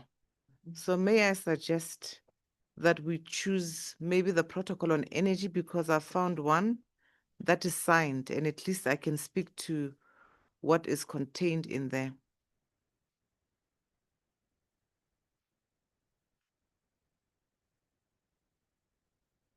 I can see a hand from Honorable Namibia.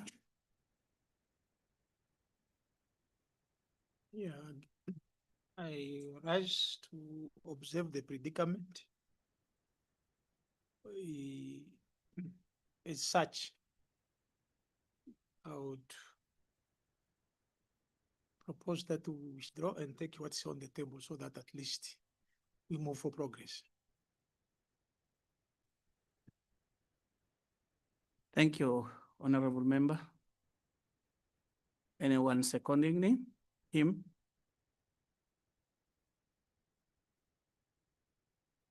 Honorable Lesotho? I do second Honorable Namibia because we want to progress. Thank you, Honorable Member. Now, Madam Aschi, shall I give you so that we continue? Thank you very much, honorable members.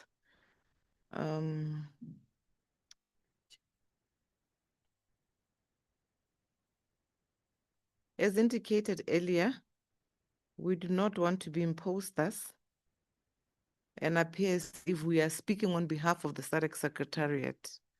So as indicated, we are just going to give the facts of this protocol on energy with a proviso that this committee will focus on this protocol and be able to ensure that whatever we focus on zero in, this committee shall see this protocol through in areas of interest and be able to catalyze processes at national level, which will bear fruits at the regional level. Honorable members, one of the questions that was asked in the meeting is whether or not we have seen a protocol. Anybody has come across or held, that was the question, have you held a protocol on the list that was given? Even the survey, the Mentimeter requested members to list the protocols that they have come across. Honourable members, this is important because often we cite international treaties, we cite global declarations or frameworks without looking at what has been agreed to at the level of the region. And I want to thank you because today we are going to focus on the protocol on energy in the Southern Africa Development Region. And this protocol, as you can see, has been certified and it is authentic, one would like to believe.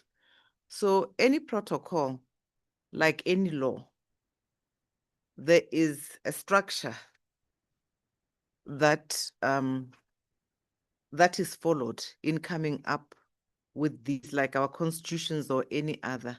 So you'll see in the preamble, these are all members who are signatories to the SADC Treaty.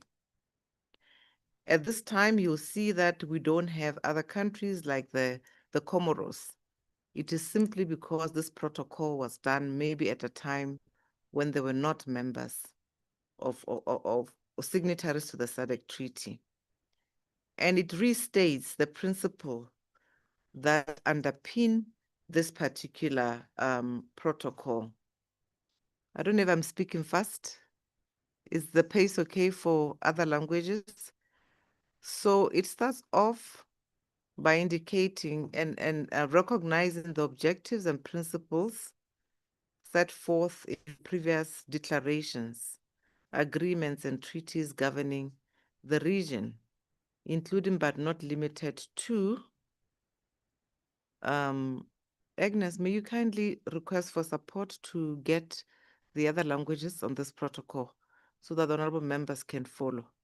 Because I'm not going to give any interpretation to what I see. I will simply disseminate the protocol as is, because I cannot represent the executive in this regard. So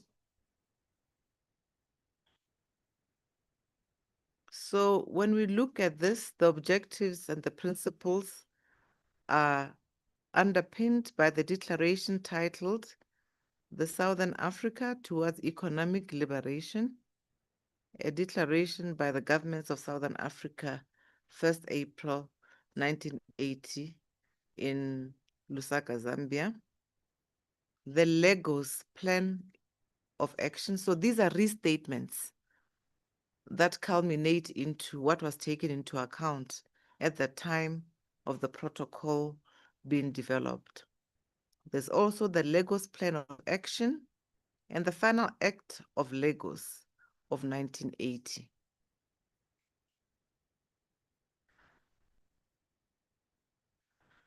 The declaration and treaty establishing the Southern Africa Development Community, which was signed on the 17th of August in 1992. And it says, and such other agreements in the SADC region regarding the development and use of energy. Honourable members will note that because of when the protocol was developed and signed, there are other instruments like the Paris Declaration and many others that were not cited then, but which were catalyzed by our governments as part of ensuring that there's political commitment around these issues. And often, honorable members, we cite some of these instruments simply to show that there was unanimity around a particular issue, there was agreement, and if we go to these instruments, we'll probably see that there was agreement around collaboration, coordination, resources, and also what was prevailing at that time that ignited the need to do so. And it further goes on to say, taking cognizance of the recommendations contained in the 1982 document of SADC, that's SADC with a double C. That is at the time where we are talking about the community, where the community was looking at energy policy for Southern Africa and the proceedings of the workshop on the community building program of the SADC energy sector held in Windhoek, Namibia in April 1994. So, honourable members, these are not new resolutions, recognizing the need for the coordinated approach to energy strategy formulation and planning for the SADC region,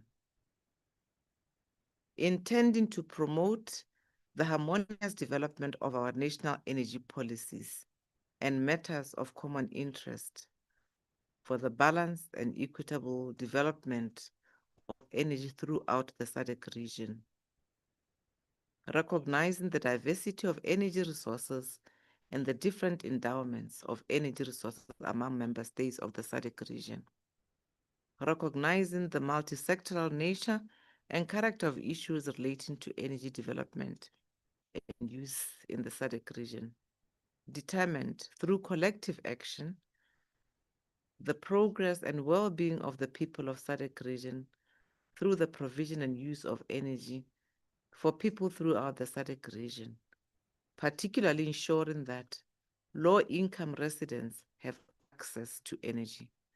So, honorable members, we must pay attention to this because often it looks like a matter is new or that it was never deliberated upon, or it appears as if it is just being mooted now. Determined further to promote the economic and social development and integration of our economies with a view towards achieving an increased measure of regional energy, self-sufficiency, and self-sustainment,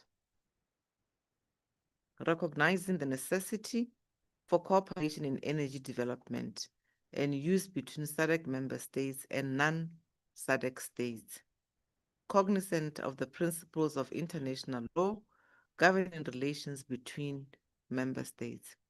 And these honorable members, the issue of international law, I would like to underline, because it is often where we find that we are revisiting issues and beginning to interpret whether or not we should be taking international law into the political culture and systems beyond our borders and sovereignty issues. And I think this simplicity of interpreting protocol is what will lend us at appreciating cross-referencing international law and other relations. And having decided to establish a protocol on energy cooperation in the region, hereinafter referred to as the protocol, in accordance with Article 22 of the SADC Treaty, establishing SADC based on the following rules. Honourable members, I'll stop here for any reflections in that regard, because this will allow us as a committee to be able to establish the political will that was homegrown in the region, that really led to a consensus around the development of this protocol. However, if you feel I must proceed, I will proceed, honorable members. I'm doing this because I recognize that we have other languages, and therefore we are reading they're uploading the other languages to share.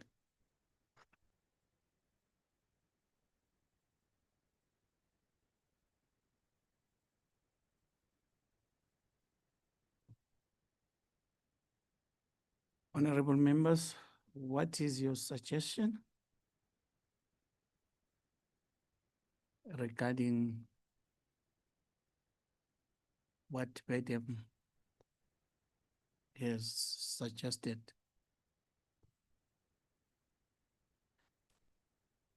Do you have a question, or shall we proceed as she unpacks?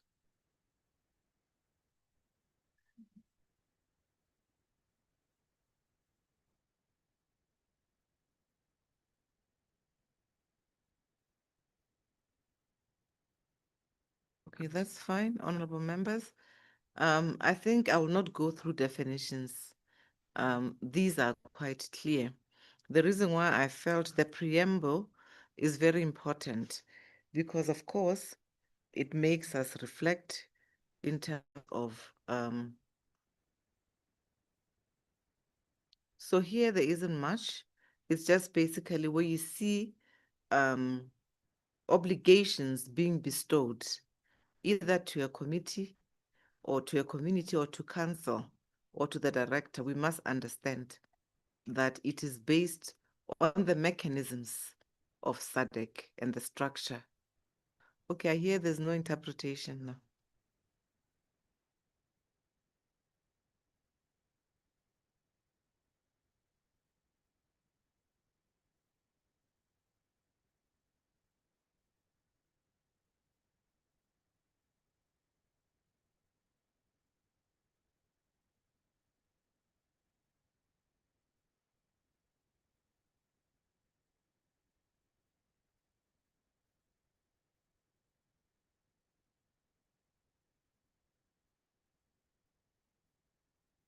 Is it still Portuguese? Not yet? Okay.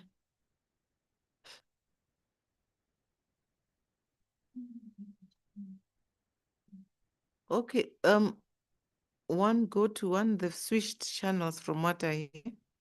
Portuguese is on one now.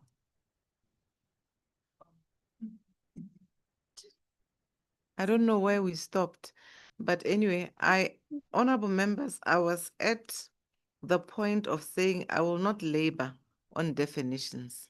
Safe to say, in the protocol, when they say committee, they're referring to ministers responsible for energy matters. When it's the community, they're referring to all of us in the SADC member states. And then when they say Council of Ministers of SADC, it is those members or ministers. It's not every minister who actually they're referring to those particular ministers who are established by Article 9 and 11 of the SADC Treaty.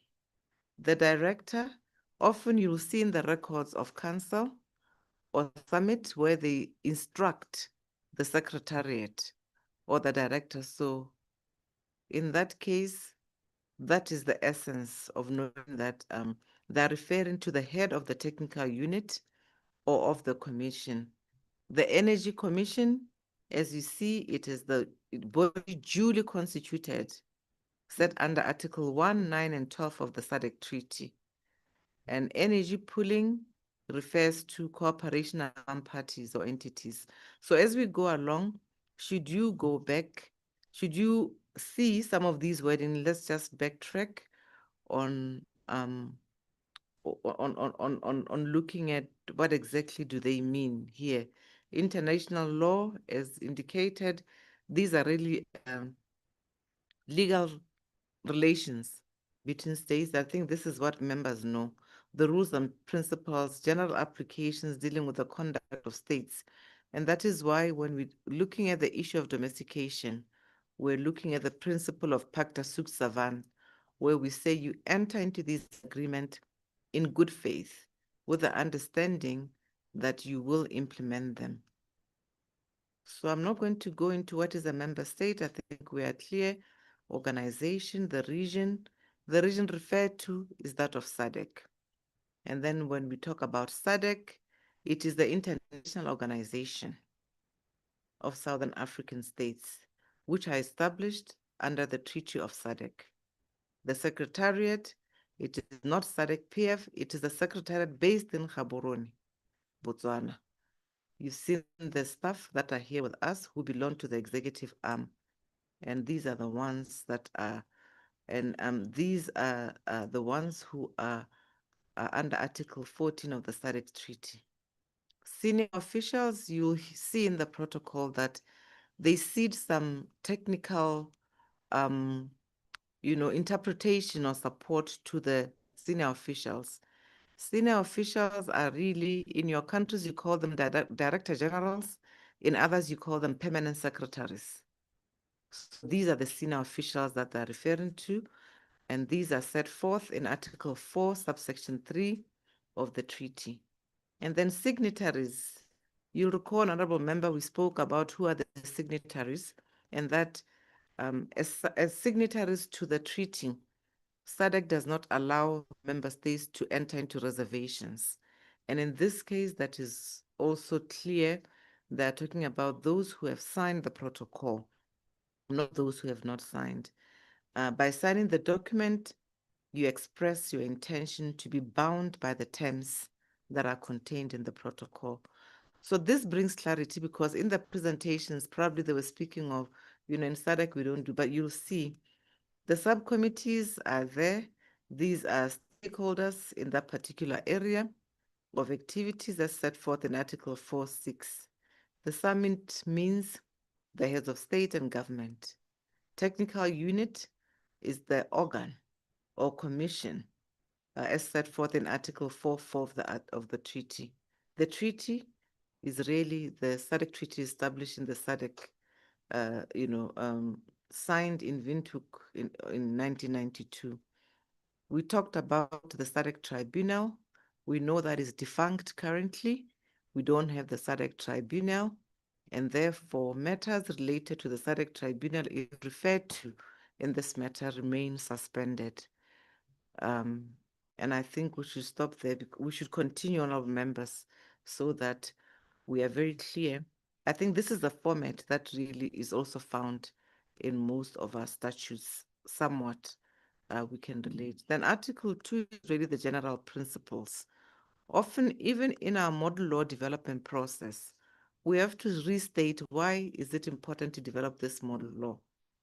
In this case, the principles set forth here into why. The general principles for this particular protocol, and remember it says member states shall. So this is not optional. And this is important in our oversight. It says member states shall use energy to support economic growth and development, alleviation of poverty, and the improvement of the standard and quality of life throughout the region. Member states shall use energy to promote collective self-reliance among member states. So when we talk about we need DRC, we need this country, this could happen, it is because there was this collective self-reliance that was envisaged. Ensure that the development and use of energy takes cognizance of the gender realities of the region.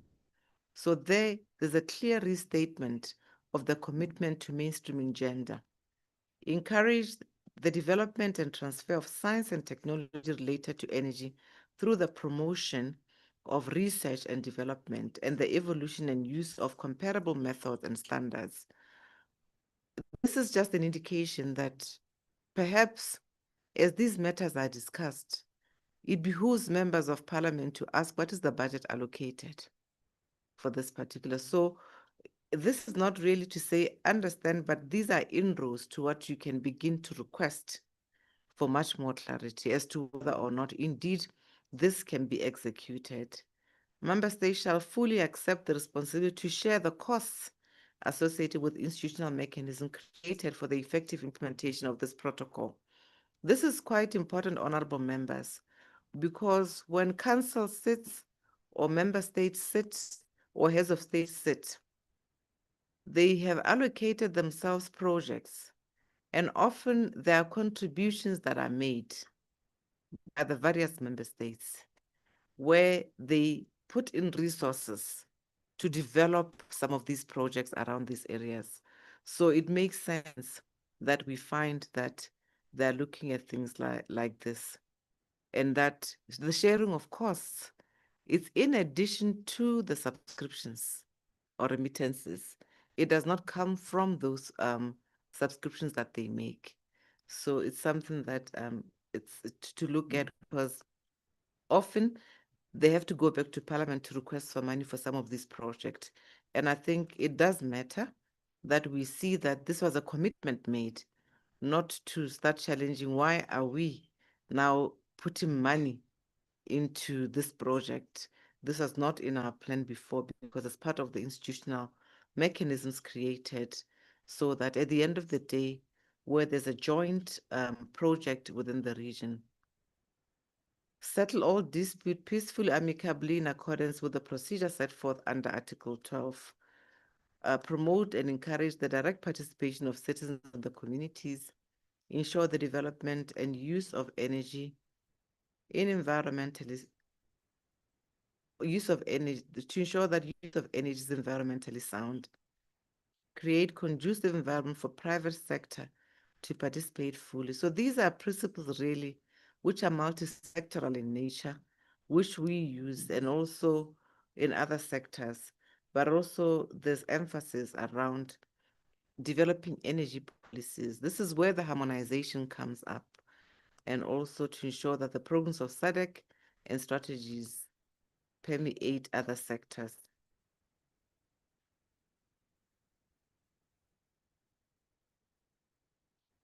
I don't know if I should go to the objective 3 of the protocol, because honorable members, when we come to now devising strategies, your appreciation of the protocol will matter. Otherwise, we'll leave this committee with no inroads or pathways in terms of what is it that we are going to tackle as this committee. So I indulge my honorable members. The objectives are clear. How do we harmonize energy cooperation in the region? You strive to harmonize national and regional energy policies. So have we harmonized as a SADC region as intended by these particular instruments? What are issues of common interest? And this is where we can share examples. You'll hear often in this energy sector that we buy electricity here at what levels, and this is what is happening in this region, and can we cooperate? But remember, there's underlining of common interest based on equity, balance, and mutual benefit. We cooperate in the development of energy and energy pooling to secure security and reliability of energy supply and minimization of costs. So the framers of these protocols had what we talk about now as we should be doing this, we should be doing this. I think we should go further, not just in debate, but to cite the protocol so that our members, our parliaments are aware that we are not asking for anything that is new, but that which they've agreed to and said it will be an imperative in this regard. The issue of reliability of energy supply, the minimization of costs, the issue of cooperating in the development and utilization of energy in the region in the following subsectors. Wood fuel, I don't know, wood fuel, if it still matters now. This is where we now begin to see, and maybe we can speak about this: petroleum and natural gas, electricity, coal, new and renewable energy sources, energy efficiency and conservation, and other cross-cutting themes of interest to member states. These are issues which are beginning to take root currently, which are being discussed at the international level. Have we thought about how our own budgets can allow for these homegrown solutions around these issues? Or are we citing the Paris Declaration and other instruments and underrating our own, where we already had a vision around some of these? We strive to ensure the provision of reliable, continued, and sustainable energy services in the most efficient and cost-effective manner. And perhaps this explains why in most countries, government has been subsidizing a great deal in these areas. And now when government is trying to rework the formula and take the cost back to the people, when the people protest, I think we should look at it in terms of what was initially agreed to and where are we failing in our mechanisms and systems to a point where we now have to revert to ensuring that the people are the ones who are actually sustaining energy services, and the cost effectiveness somehow does not take root. Promote joint development of human resources and organization capacity building in the energy sector. It would be good to hear if we know of any such joint development programs in our region and how they are doing. Cooperate in research and development, strive to achieve standardization in appropriate energy. Those are this is what underpins Article 3, which are the objectives of why this protocol. So the question to ask ourselves as honorable members, are our policies responsive? Are we pulling energy so that it's much more reliable and that the costs are minimized? That is the responsibility of yourselves as honorable members. Are we ensuring that we deal with these cross-cutting issues? Some of them are very political in terms of whether we can actually be, where are we as countries in ensuring that that actually happens? And the cost effectiveness. Are the citizens subsidizing government, or is it the other way around? I'm saying these deliberately because I'd like to see the resolutions fitting into some of these principles as we go along. So when you talk about institutional mechanism, there's a restatement there that pursuant to Article 9 and 12 of the treaty, there shall be established a commission to be responsible for the implementation of this protocol. Are we aware of the Energy Commission at the SADC level, honorable members? It would be good to, yes, let's pause here and Yes. find out. No, some of us, it's our first time to hear about them. Thank you, honorable member. So I feel better because as I take you through, we're absorbing, if it is for the first time. But I also want us to realize that this is the ammunition that we need for the role of parliament. Otherwise, it will take us. So we need to establish which energy commissions exist in the region which we can begin to ask our members, even at national level. So our records to plenary will restate some of these things. We'll do the research as well, because I have support to look at these things. But here, the energy, the commissions, the treaty envisages the following, that the commission shall comprise of the following: the committee of ministers, the committee of senior officials. Oh, it went again. I'm very sorry. The technical unit. Agnes, were you able to find the protocol?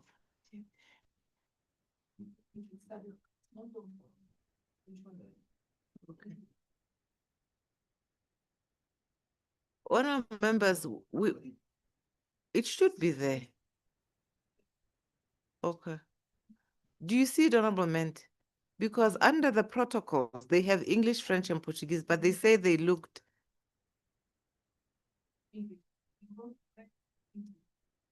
Yeah, so honorable members, as you are well aware, we cannot tamper with documents that are not that of the SADC PF.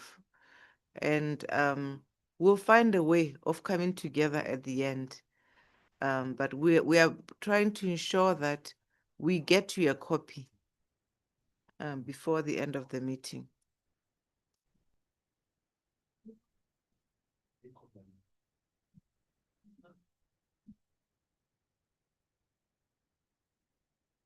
May I seek guidance from the chair?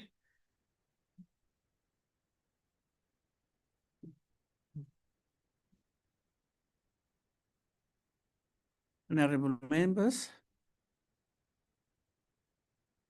I hope the SG, as she was going through this protocol, we have some, probably if we have some questions, or comments as we go along, I will give you the floor. Honorable Namibia, followed by South Africa, Angola, in that sequence, please.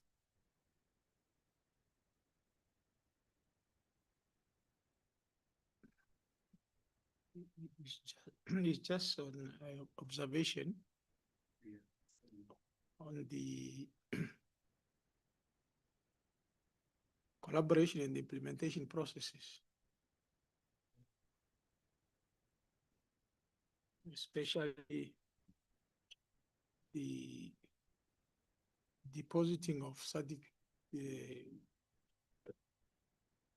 SADC region protocols via parliament.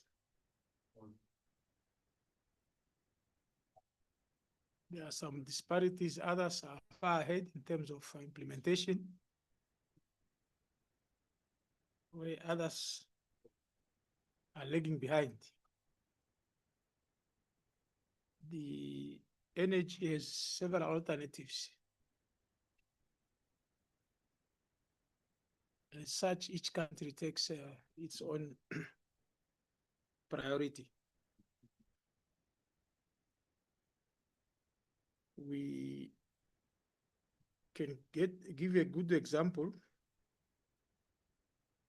When SADC wanted to start with this Inga hydro project, it started at SADC level, but once it went into the hand of the private sector, it was hijacked.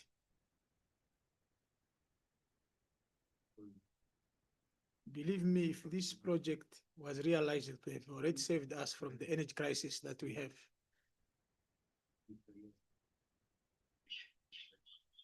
To add on, last year I had the opportunity to visit the town of Katumbela in Angola through SADC PF, where we saw the biggest plant of solar energy. And I believe if we go that way, that we collaborate and also benchmark, maybe we can reach or realize our goals, both SADC and SADC PF. So the protocol on energy came a long way, almost 2000.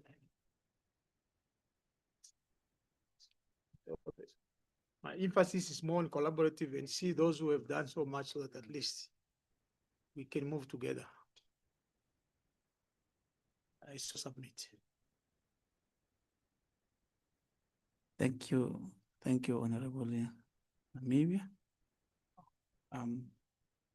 Can I give to the secretary to respond?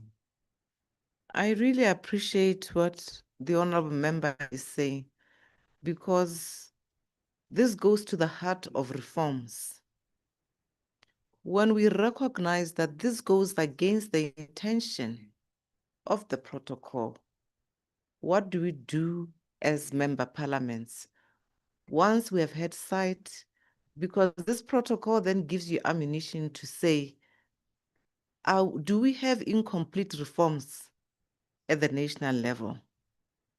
What are the sector legislations that we have and sector restructuring processes that should be underway to pave way for some of the ambitions of this protocol? The protocol envisaged this private-public partnership, but hijacking of a process that is the brainchild of governments, for me, says, let us look at the reforms that are required to come back on track.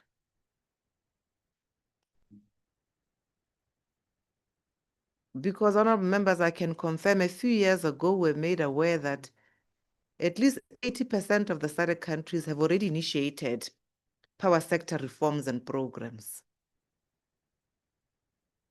And that some of them are currently having functional utility. They have regulators, among others. I think that was a report around 2008 when we invited the regulators to come and talk to us. So perhaps we must frame that concern of the honorable member into what parliaments can do. It's an oversight issue. You know, what really should happen, what could have happened, what was expected. And then we need to put the burden on the parliaments or this committee to be able to follow through effectively. And we already know where to go, because they said ministers, permanent secretaries or director generals, technical units, and I'm reading the protocol now. So if you have to have a committee session, even this committee can have a regional committee hearing if you wish, because I want us to stay course with this protocol. But let's not be doing topics after topics. Let us stick to this protocol for the next 3 sessions until we have a committee hearing with this committee, until we have an outreach with this committee where we can interact with the subcommittees established by the Committee of the Ministers for Electricity, Petroleum, Coal, Wood, Fuel, New and Renewable Sources of Energy, Energy Efficiency and Conservation, among others. So I like this because we're already beginning to stimulate our inroads into what this protocol empowers us to be able to do. So some of the resolutions could be the committee should engage with some of these commissions.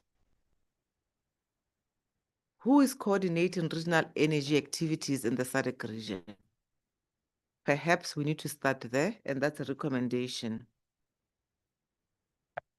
So, honorable members, I really appreciate our engagement with this. It may appear as if it is an exercise into futility, but we are studying the promises that have been laid bare in this protocol for us to be able to,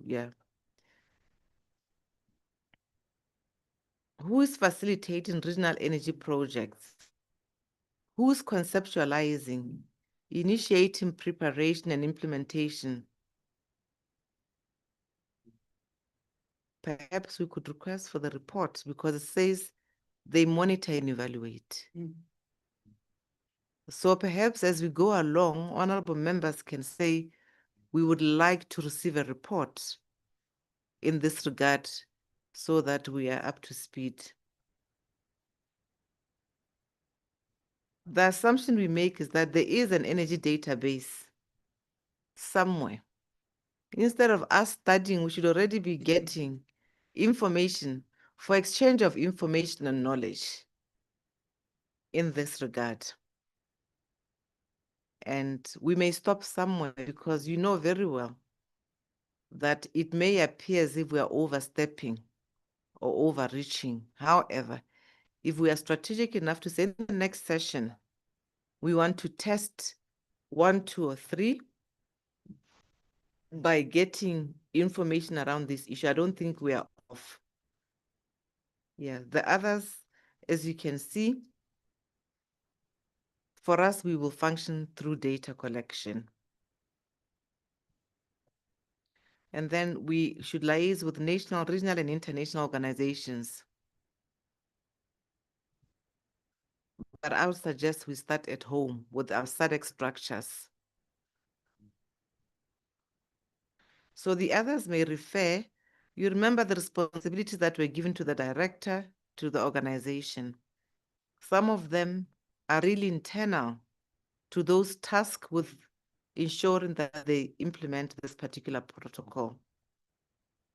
Perhaps if SADC was here, they will tell us which strategies for human resource development in the energy sector exist, so that we don't assume that we're always exporting or importing human resources for energy. And later on, we may want to benchmark with those established procedures and criteria for approval of SADC energy projects. Because if you are going to be the ones approving resources, you'll recall earlier, they said they'll pool and contribute from member states. If the money is coming from our national coffers,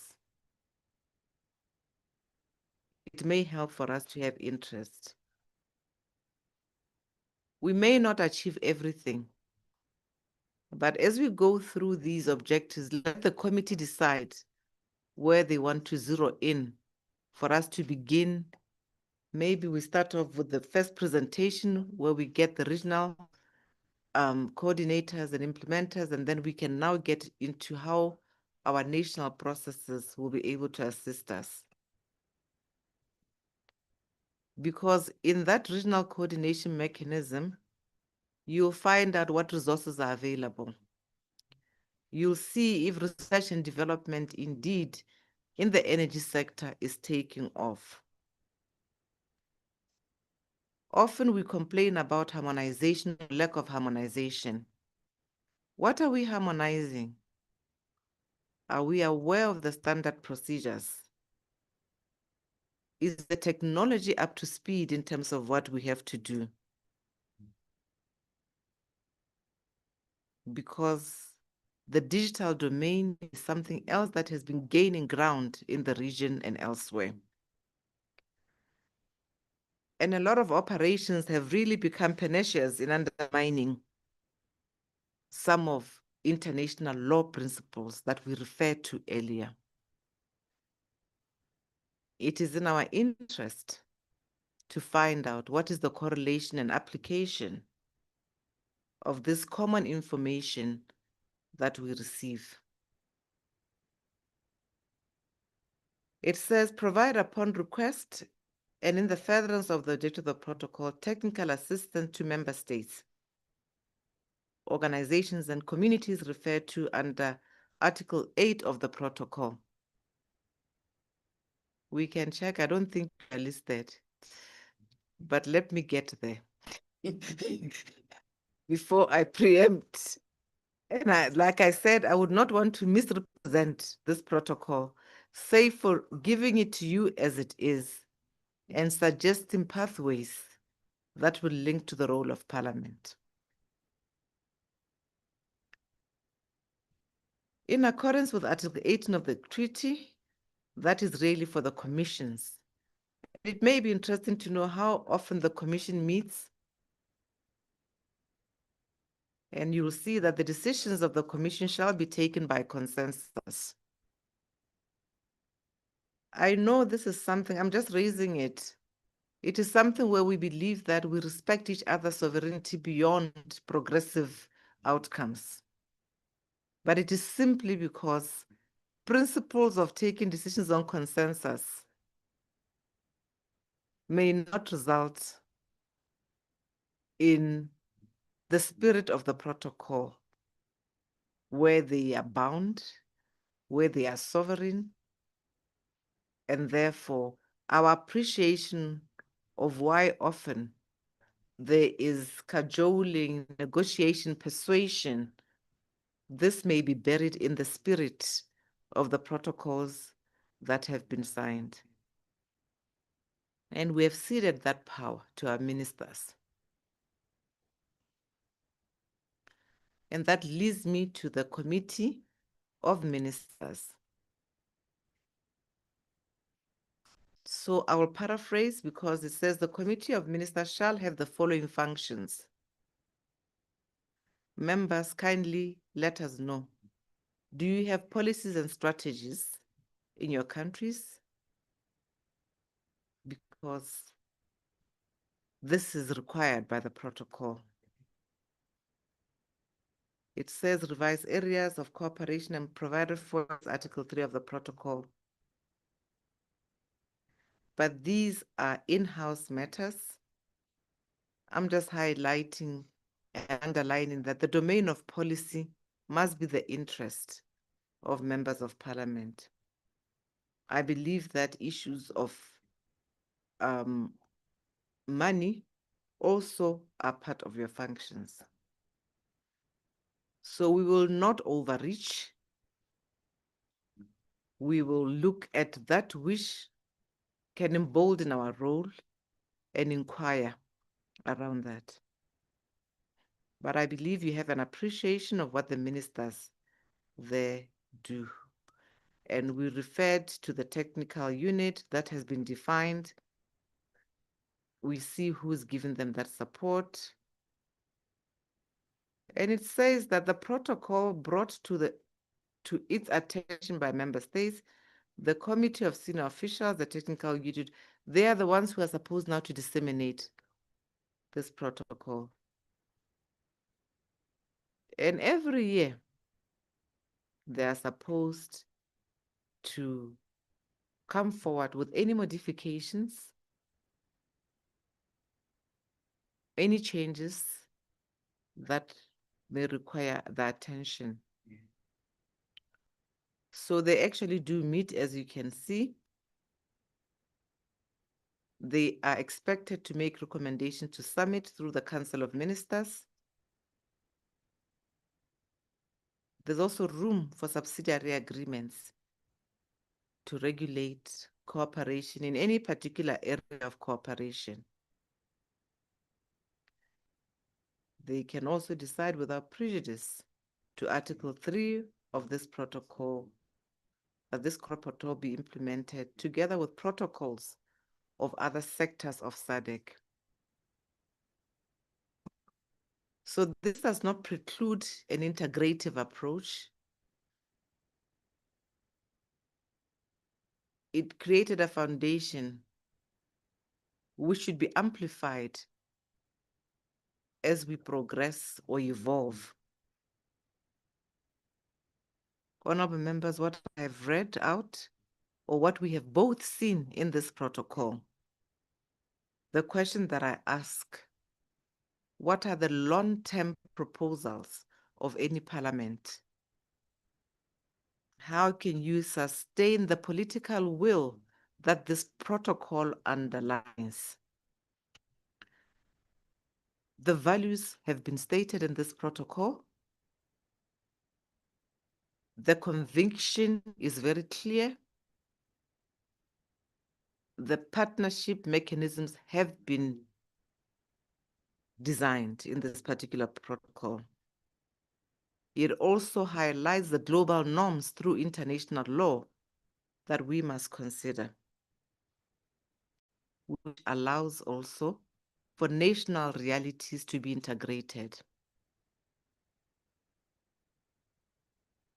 That is why you are given an opportunity as a member state to say where you are in a particular sector, what is required of the next, and it is in our interest to look at the variations. And for me, this is the devil in the detail. Why are we buying from this country, not that country?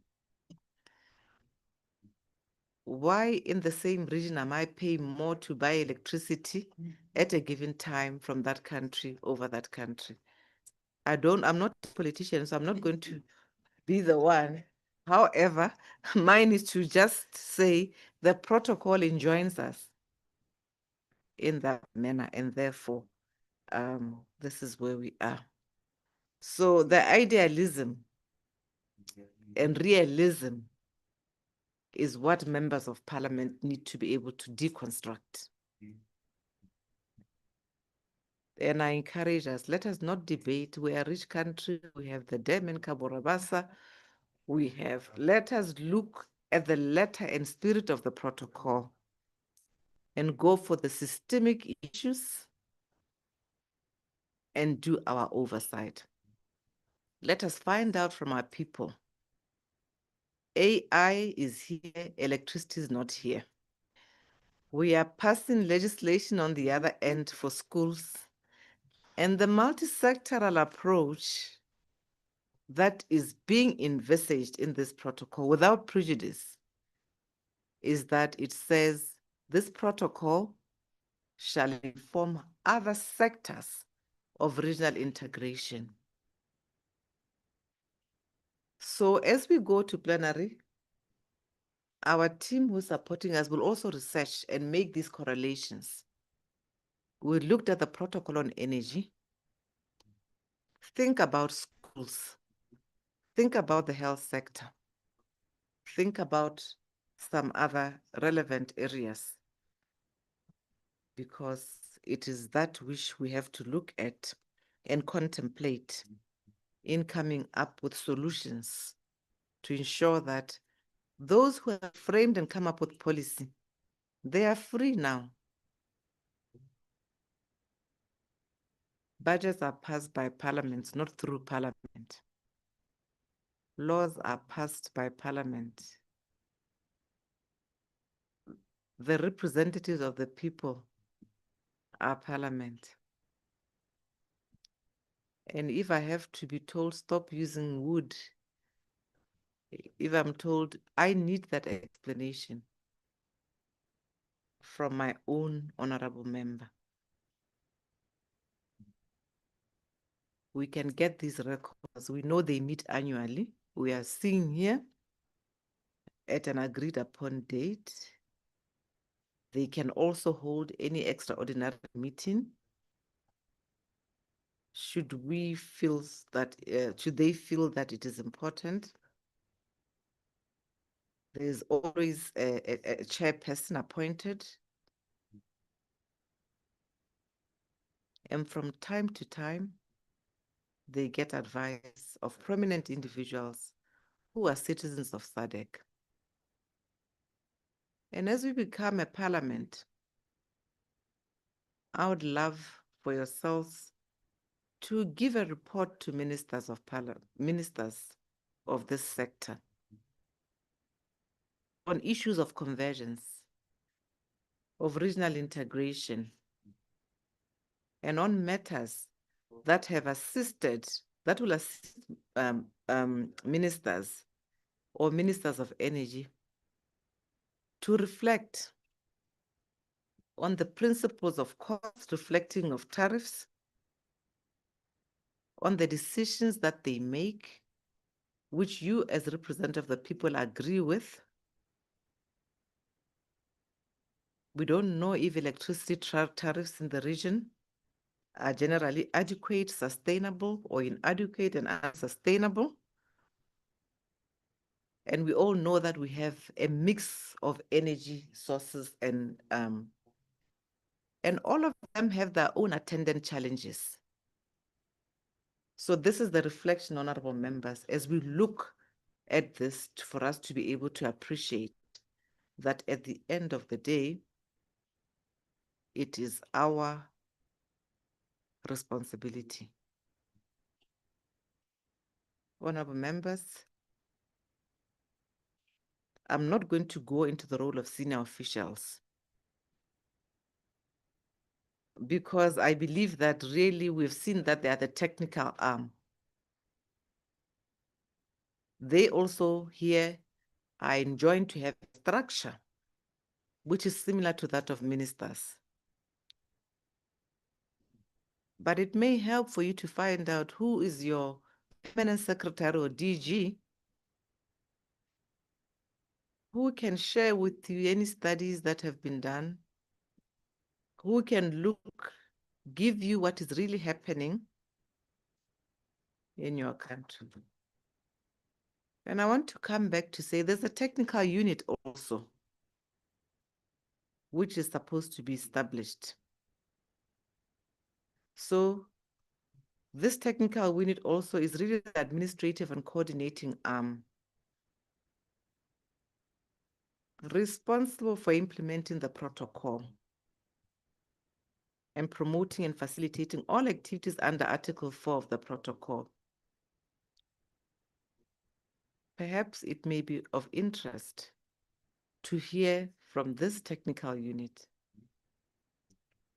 depending on the issues that we'd like to hear. It appears this technical unit will know the decisions that have been made by ministers. They will know about the operations of the subcommittees related. They will know about the financial and general administration of this protocol. So remember, this protocol basically says to us, there is a framework with focal points for authority, for implementation, and that ultimately at the end of the day, there is deliberateness around ensuring the highest standard of efficiency and professionalism, competence and integrity. And these are vested in the director. So there's another person that can also be invited. And the duties are also there around preparing annual reports, which are really complementary. When you look at the hierarchy, it's really complementary, and it shows that there's appropriateness in terms of what the ministers are discussing and the senior officials. So I will not go further, safe to say they are custodians of the regulations. They are there to mobilize and collect financial information, and that they are resourced because there's a technical unit. And they report also to the Committee of Senior Officials. They have access to panels of experts. They are the ones who advise or give technical input into policies. So, honorable members, the structure is very clear. And as we look at this, we can fully appreciate that the subcommittees will be relevant. And these subcommittees are also structured in a hierarchy where there is a chairperson among others. And they are also made out of our own personnel from member states, including ministers. Currently, it is stated they meet annually. and the responsibilities really are the same. Safe to say they are mostly at the activity level where they hold conferences, where they have working groups. So we have a lot of secondary data that we can tap into. And there are there's a lot of opportunities for us to really, if we follow this protocol, and if we are to offer any recommendations and support the processes of SADC as we intend, we can be supported to do so by understudying.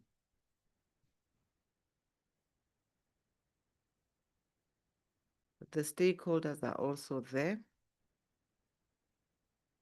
And it's very clear that rural communities are included and should be consulted. Civil society organizations and other representatives of government. Honourable members, I will now move to financial provisions. As indicated earlier, member states shall contribute towards the budget of the technical unit as articulated in Article 28 of the SADC Treaty. And those ambitions around research, studies, stakeholder cooperation, donors, and other things are also listed there as sources of funding. So yes, they can accept gifts, grants, legacies, donations,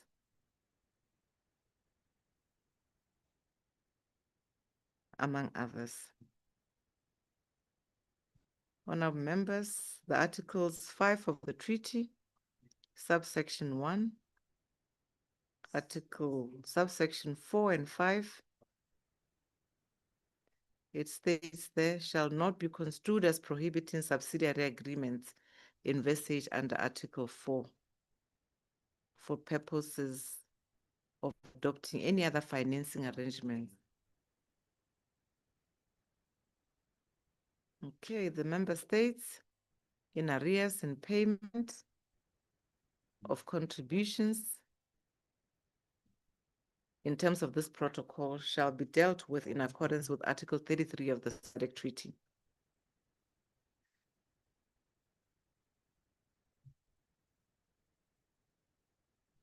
Honorable members, I think the other issues that are stated here are merely for clarity around reporting of data and information exchange. What we may look forward to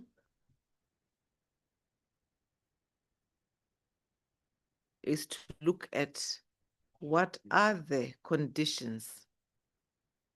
And I think this is quite important because we are already assuming that we can access data or that exchange of information will be easy. The first part says, member states shall make energy data freely available in the region. And to that end, member states agree to set up a regional energy database to facilitate the exchange of information among institutions and in order to facilitate regional energy policy formulations and planning. I'm not sure if this is easily done.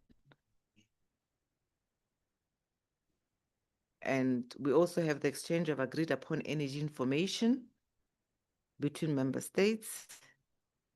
And this is quite important because in some scenarios, we know that because of competition, some data, and I speak under correction, I doubt that some data will be easily available. Otherwise, all of us will be buying. That is just my mind visiting. Yeah. So, and you come to section 3, it says, notwithstanding Article 6(2) above, a member state shall not be obliged to divulge any information not previously agreed and the disclosure of which may not be in the interest of the member state.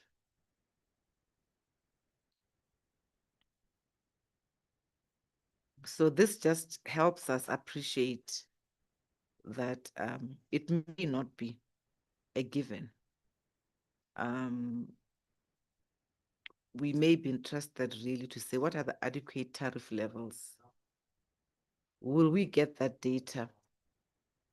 You know, how do we maintain the stability and enforceability of laws and contracts entered into under public partnership agreements? Yeah, so, and I think we'll be interested in how are we going to help government improve its responsiveness. For policy consistency, we may need some data that we may not have. There may be guarantees that our governments have given, which may be of a confidential nature. So these are issues that we need to begin to just find out and see. So perhaps it may explain the policy choices that our governments currently enter into, or it may explain what we perceive as problems that are easy to resolve. So as we focus into issues of financial viability, as we want to hold government to account in implementing policy of cost-reflective sustainable tariffs, as we want to look at how our own governments have developed appropriate policy frameworks in order for us to propose complete sector reforms in line with the aspirations and policies to improve governance and operations in our countries. It may not be easy. And I can assume that as members of parliament, we really want to look at issues of operational costs that may contribute to capital costs.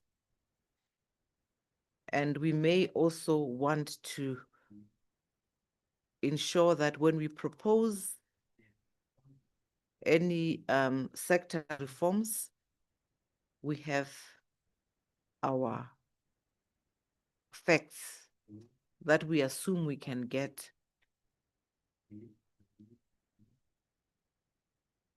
So our oversight questions, when we look at cooperation, when we look at reporting, when we look at information, that information must lead us to how do we increase efficiency? In some countries, we hear that collection is a problem. How do we improve collection efficiency? How do we tackle technical losses? Where you find that this parliament does not know what the other knew. And then it appears as if we are going backwards, we're hearing things for the first time. And ultimately, how do we intensify? Because that list that is in the protocol, we need to look at energy conservation or any efficiency initiatives so that we can really provide the necessary recommendations. How do we upscale renewables based on renewable technologies to also ensure that our citizens can access and substitute energy? So, honorable members, as you can see, these are not new issues. These things were predicted in this protocol. It is not something new, and it is listed. So unless honorable members look at this protocol with the view of adapting very pragmatic approaches, we cannot perform oversight and domesticate protocols of SADC.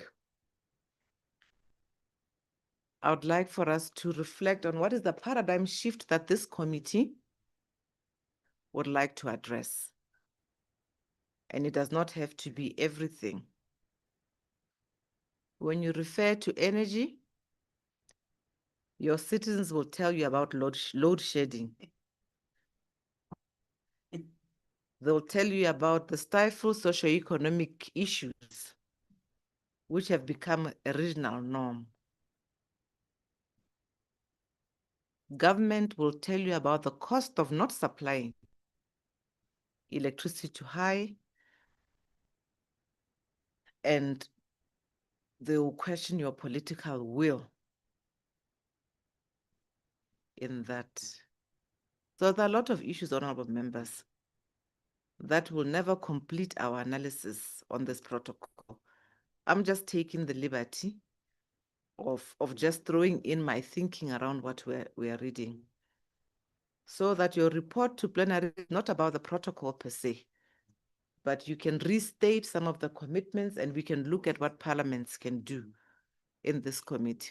We go back and find out, and we've been given through this protocol areas that we want to look at.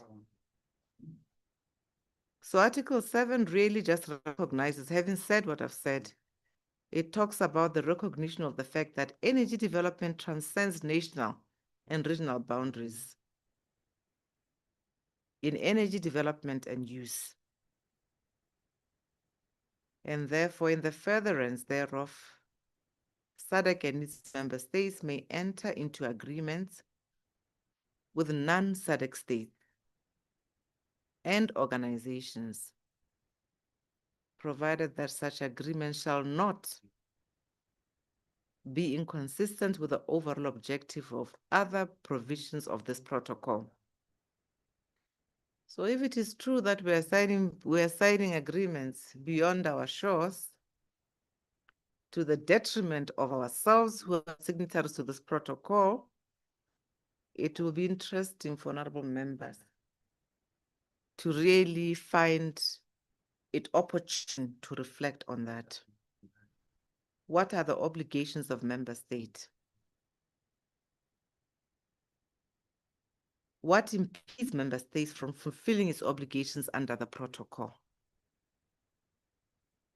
We may find that it is competition, it is liberalization, it is capital, maybe not. But it is with that eye that which members should be able to look at this. There's also room for non-governmental organization, as well as business and industrial communities. So, honorable members, we can also call civil society to also assist us in how we package our recommendations forthwith. I'm not going to repeat. I think the issue of research and development, if members want the detail, I think I spoke to it earlier, but it is envisaged that we can have centers of excellence in energy supply. We can collaborate in the region and beyond with international professionals and scientific research organizations. We can utilize available manpower in the region to the maximum extent. And we can also work with NGOs in energy-related scientific research and development. Article 10, as indicated, honorable members, it states that there are annexes to this particular protocol. So there could be any subsidiary agreement adopted in accordance with Article 4 of this protocol and shall be annexed to this protocol. You heard, when we heard from the SADC Secretary, what they're saying, some protocols have annexes. So if there are changes, so we need to go deeper to find out what annexes have changed the landscape of this particular protocol, or what has been amended or terminated by Council. And for me, this is the crux of keeping members of parliament updated. Because if we don't know what has been adopted, you ask a question in parliament, we follow through, it appears as if we have not fully done our research. I think I don't have to go into legal responsibilities. The issue of settlements of dispute, as you know, these are the principles where normally we prefer to amicably settle. It is also allowed that any member states can withdraw from this protocol after 12 months. And that upon withdrawal,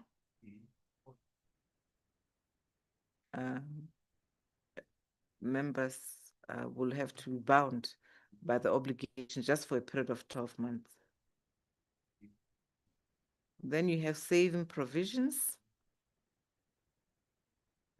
which shall endeavor to give effect to such agreements and any rights acquired or obligations assumed thereunder, in conformity with the general principle prescribed in this article. It says the protocol shall be signed, it shall be ratified. The protocol remain open for accession by any state, that amendments are permissible and may be proposed by any member states at least 30 days in advance of consideration, and that it enters into force 30 days after the deposit of the instrument of ratification. So the others are really just ordinarily what we know in most of these. And these in 1996, these are the signatories: Angola, Lesotho, we have Mauritius, Namibia, we have Malawi, Botswana, Mozambique, South Africa, Kingdom of Swaziland, now it's Eswatini.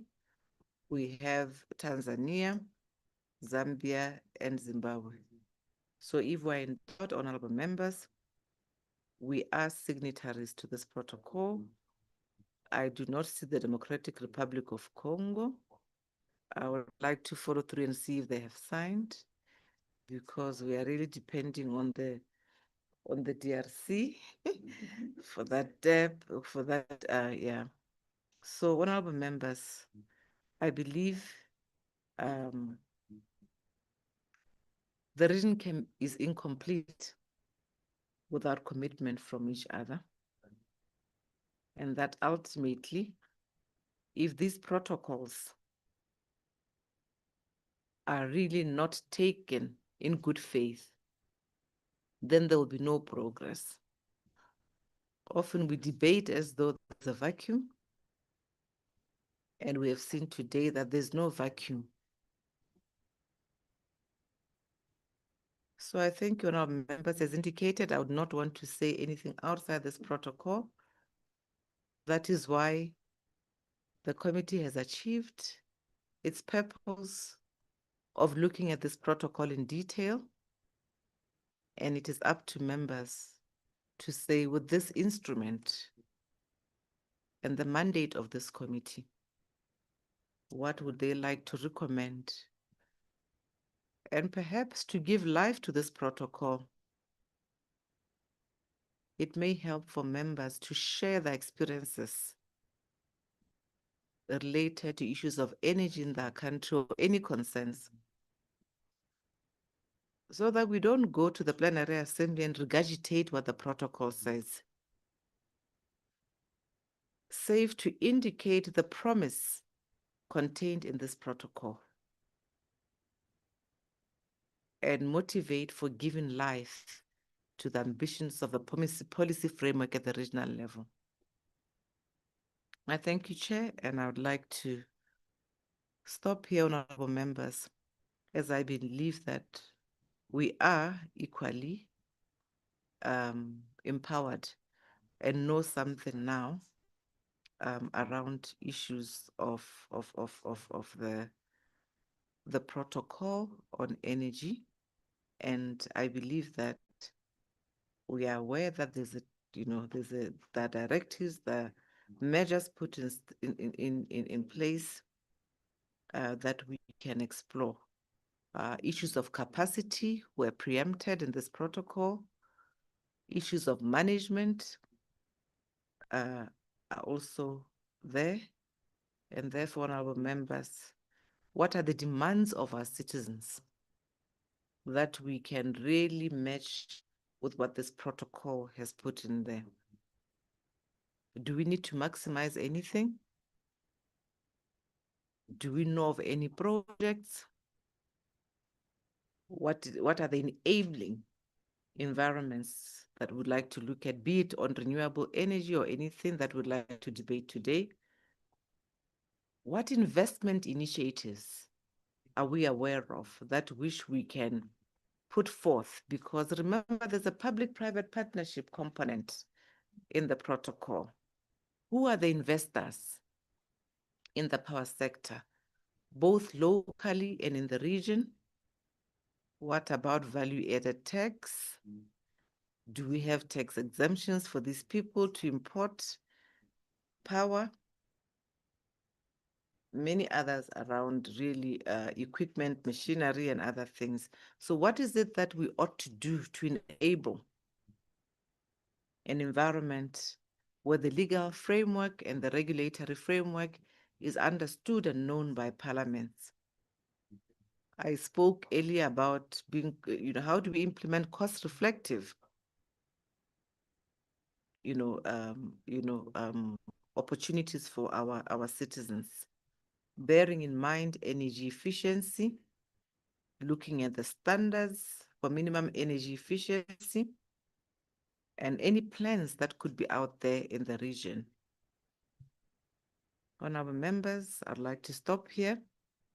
And I believe that Honorable Mentor at the beginning planted a seed around tracking and implementation.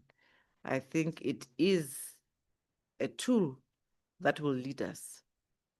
And we may find out, do we have any special purpose vehicles that are in the sector that we could learn from elsewhere? Do we have any cross-border projects? Information sharing and funding, how is it enabled? Because it is one thing to say we must share information, but the mechanism of doing so is also quite important. Any recapitalization projects of power in the region? What do we know about renewable energy technologies? Perhaps a skills audit in the region or on sharing resources and skills is available that we may have to know, because it said we must optimize the human resources in the region in the protocol. And what are the financial requirements that we're talking about from governments on energy projects? Honorable members, we know we can hear about ESCOM, and I'm sorry to mention ESCOM, Honorable Mentes, but I believe that if there's a case study in the region that we can learn from, is the issue of ESCOM. How have they managed rationing? How have they managed the load shedding? I'm speaking as a citizen. How have they managed issues of pricing and the change into tariff levels and structures to support energy efficiency in the region? Honorable members, let us stop here. Otherwise, I'll get into an area that I don't understand. I'm not a policy expert at all, but I understand that policy efficiency, policy on energy efficiency is quite integral to development, and that members of parliament must have clarity in communicating these concepts and issues to their citizens, and that we must know the programs that are there in order for us to be able to explain to our citizens. I thank you, honorable members, and thank you for indulging us in this regard. Thank you.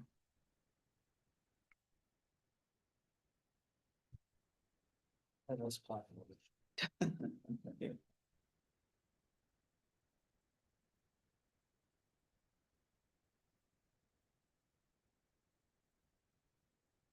Chair, I'm so sorry. They say you can share electricity, but not power. So let's go for power is never shared. We may go for 10 years. Thank you, honorable members, for your patience. And thanks to our SG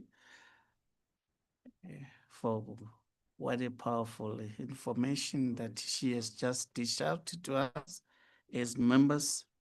It is upon us now to engage. But now I will allow, oh yes, that we break for lunch. Then we come back at it's now 1:30.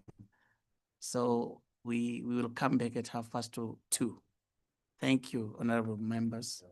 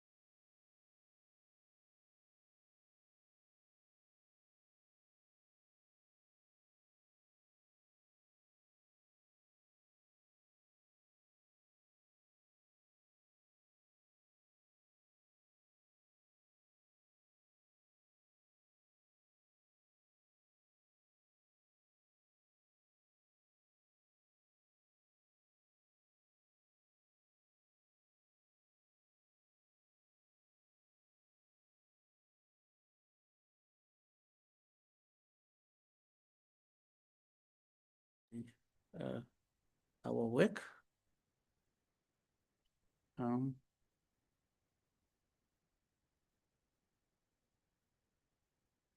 work. Let us continue as a member state.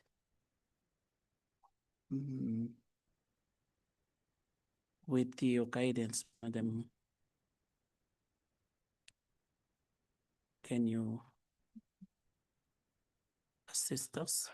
Thank you, Chair. Honorable members, now that we have had sight of the protocol and its content, it may be appropriate for us to reflect on our concerns regarding this particular protocol, looking at our mandated roles. And I'm hoping that in our discussion, we'll look at the whole energy cycle in our comments. What activities are we aware of in our countries that may relate to this protocol? Do we have any concerns around distribution, around consumption, for instance? There's another issue around the environment and energy. Issues of disposal in your countries. These activities, what are you doing to minimize harmful environmental impacts, for instance?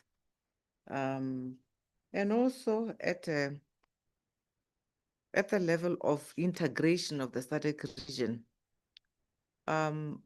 do we have thoughts around that? Because there's a lot around cooperation, the region doing this together, which the protocol basically enjoins us to be able to look into. Obviously, issues of measures of costs, among others, will come as you speak to what your ambitions are. As you share, we will also look at methodologies of how the report that goes to plenary assembly can reflect your wishes. So in this, at this point, I think the chair may wish to invite member parliaments who are represented here to really reflect on the protocol and how they think they, as members of parliament, can interact or take the spirit of the protocol in terms of integrating it in the work that they do at the national level. We talked about issues of cost. I think there's a lot that we can say. Do we want to lower the cost? Do we think that our citizens derive maximum benefit out of it, among others? And really, let's just share in terms of what we perceive to be the performance of this protocol as we have read it and understood it today, and what we see in our countries. Maybe what are the factors that we think can be looked into as we try to begin the journey of digging deep into what this protocol has achieved thus far. Who can come before us? Where can we go and see? Who should we interact with to make sure that we also influence committees responsible for energy in our parliaments, interact with ministers and the sectors that are there, so that this committee, as it puts this issue on its agenda, towards looking at the limitations that they may have or what they can influence, the power that they possess in ensuring that this protocol receives attention at the level of this committee, the plenary assembly, and also where possible, we'll see how far we can push it to the regional level. Chair, this is the guidance I may give. I can also allow you, Chair, to augment on that, and honorable members may comment on what they perceive to be their passion or their observations or their input in this regard, so that when we talk about improving energy efficiency, we also note that this is also about what can be done, looking at the legal policy environment. Here we're looking at quality. Sometimes we have, we do have energy, but issues of measures are also important in terms of the quality of the output of this particular energy. And yeah, I think, I don't know, that's what I believe, Chair, that we can reflect on and speak from the experience of our countries and also the need that we think must be put before this committee, as we have agreed that we'll move on with this particular protocol so that we don't move from one issue to the other before we feel before we derive any maximum impact at this level. So, Chair, these are my submissions. Thank you, Madam SG, for your submissions. I will now open the floor for all the member states to give us what is the status of their countries. May I call upon Angola? I will do it in an alphabetical manner. Each and every country must have something to say. Your contribution will be appreciated. Thank you. Over to you, Honorable Lazarus, Angola. Muito obrigado, com a permissão da senhora secretária-geral e do presidente desta reunião. Eu gostaria de tecer minhas considerações, começando pela seguinte afirmação. Tudo o que estamos aqui a discutir começa da vontade em política. Estamos aqui a falar do protocolo sobre a produção e o consumo de energia na nossa região. Há um protocolo assinado há alguns anos atrás, mas não teve pernas para andar. Se formos a investigar, vamos concluir que o problema não é técnico, é político. É importante que, como uma organização, quando os Estados se reúnem para fazerem um projeto, uns avançam, outros não andam. Acho que o problema também está aqui. Como essa região ainda não tem tribunal, não há forma de responsabilizar as pessoas, os incumpridores. Porque o que adianta o indivíduo que de livre vontade pega numa caneta, assina um protocolo para depois não cumprir? É paradoxo. Essa nossa região é uma região muito privilegiada. Estou a falar em termos de recursos hídricos e não só. Se quantificarmos os países que compõem a nossa região, vermos os recursos hídricos, depois vamos partir para outras fontes de energia. Temos a energia eólica, que é energia que provém do vento. Falou-se aqui do gás, falou-se aqui da lenha. Enfim, são fontes, mas tendo em consideração também a marca das alterações climáticas, estamos a defender a energia limpa, não é uma energia qualquer. Há políticas que funcionam. Eu posso pegar como exemplo, por exemplo, a Namíbia beneficia de uma energia que vem da Angola, da barragem do Calueque, há muitos anos. Mas isso funciona pacificamente. Por que o resto da região temos países com muitos rios subaproveitados estamos aqui sempre energia, energia, energia. E se queremos uma África, uma região da SADC industrializada, a base é energia. E nós podemos se produzir. Porque o que está aqui em causa não são as fontes de energia. Porque as fontes de energia as temos por excesso. A MACA é como racionalizar, é como, de facto, aproveitar essas fontes que não são poucas. Entretanto, o que fazer com aqueles que assinam acordos, depois não cumprem? A região fica a fazer um movimento de um peão, nem para frente, nem para trás. E temos sempre que contar com esses indivíduos para o desenvolvimento da nossa região? Ou precisamos de tomar uma medida? A senhora secretária falou das recomendações que temos que levar para a reunião ou para a sessão plenária.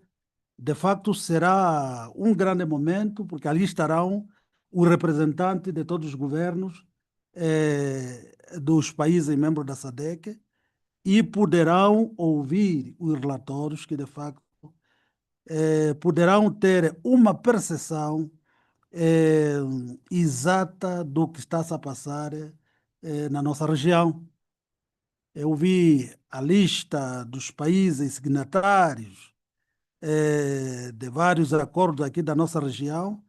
Há ainda países que não assinaram, mas que fazem parte da nossa organização. Querem que a região vá para frente. Estão à espera de para assinar.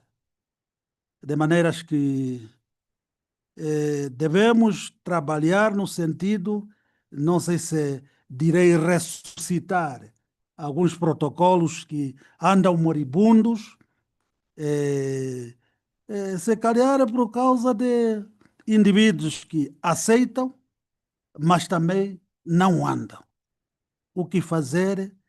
Como lidar com esses parceiros que, de facto, estão a retroceder aquilo que devia ser uma dinâmica da nossa região.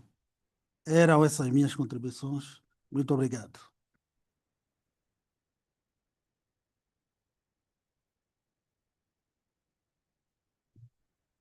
Thank you, honorable member.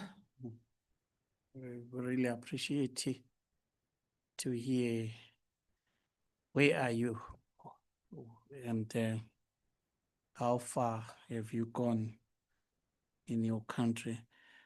Then I will call upon the Kingdom of Lesotho. If there's anything you can share, but if comfortable, you are at liberty. Yes, you have the floor, madam. Thank you, Chair. I think this time Lesotho is doing very well. Many of the villages are connected to electricity. I always hear my minister telling the people that the government is aiming to connect every Lesotho by 2030. I think they are doing very well, as I have observed. At least they are connecting in the speed that one thinks it is possible to achieve that if things go so well. The only problem is that the nationals are complaining that electricity is very costly. And the answer that is always given to the people is that they import electricity from Mozambique and it's very costly. So in order to get to the people, they have to make the markup that will help them to keep on importing. I'm not sure why we are not intensively investing on electricity that is produced from sun or water or air, because we are having a lot of that. So I'm not sure why we are not opting to get electricity from such resources rather than to import. But otherwise, I think they are doing well. But since I came here, I've been thinking, why is it that sometimes people attend, or the honorables that attend the SADC PF meetings do not report in the parliament? Because sometimes when we are dealing with laws or amendments in different committees, I think it would be important if we consider some of the protocols that are being signed. But it seems like we do the work, but we do not always refer to the protocols that are signed. Thank you, Chair. Thank you. So I forgot oh, to say that no. there is a project at Haramarutule where they were trying to produce solar energy. But it seems that it was not well designed, because after few months, it was realized that it was causing much of erosion. Donkers were developing, so it is only now that they are trying to find the way to minimize that problem, so that next time when they get to other places, they would be aware that the environment is also protected, rather than what had happened at Haramarutule. Thank you, Chair. Thank you. Thank you, Honorable Lesotho. You are bringing in a valid point on environmental. You see, I am noting that due to lack of proper maybe inspection or evaluation before you start a project, environmental assessment exercise must be done diligently. So now I will move on. I will call upon the member from my neighbor, Mozambique. If you have something, you're not propelled, you're not forced. Thank you. Muito obrigado, senhor presidente, senhora secretária. E pronto, é um tema um pouco candente, porque pronto, nós tínhamos que ter uma informação atualizada do próprio Ministério da Indústria e Energia, mas eu irei dar mais ou menos uma informação daquilo que eu vi aqui sobre o protocolo de energia da SADC, aquilo que foi assinado em 1996, o que visava, que era harmonizar as políticas de energia dos países membros para promover o desenvolvimento equilibrado e equitativo na região. E depois, em 2021, houve um protocolo que foi emendado para modernizar e tratar novas questões, como participação do setor privado no desenvolvimento de infraestruturas. E depois, esse protocolo, quais eram os objetivos? Era harmonizar o desenvolvimento harmonioso de políticas energéticas nacionais, questões da região aqui da SADC, a cooperação, o desenvolvimento de recursos, que era para, em relação ao desenvolvimento de recursos, que era para cooperar no desenvolvimento de recursos energéticos, incluindo petróleo, gás natural, carvão e fontes renováveis. E em 2021, que foi adotado essa emenda, de lá para cá, posso dizer que nós, como parlamentares, neste momento, não temos uma informação a ser adequada.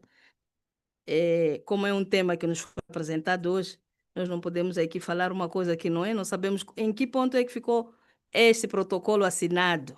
Nós sabemos que Moçambique fornece energia aqui a esses países aqui.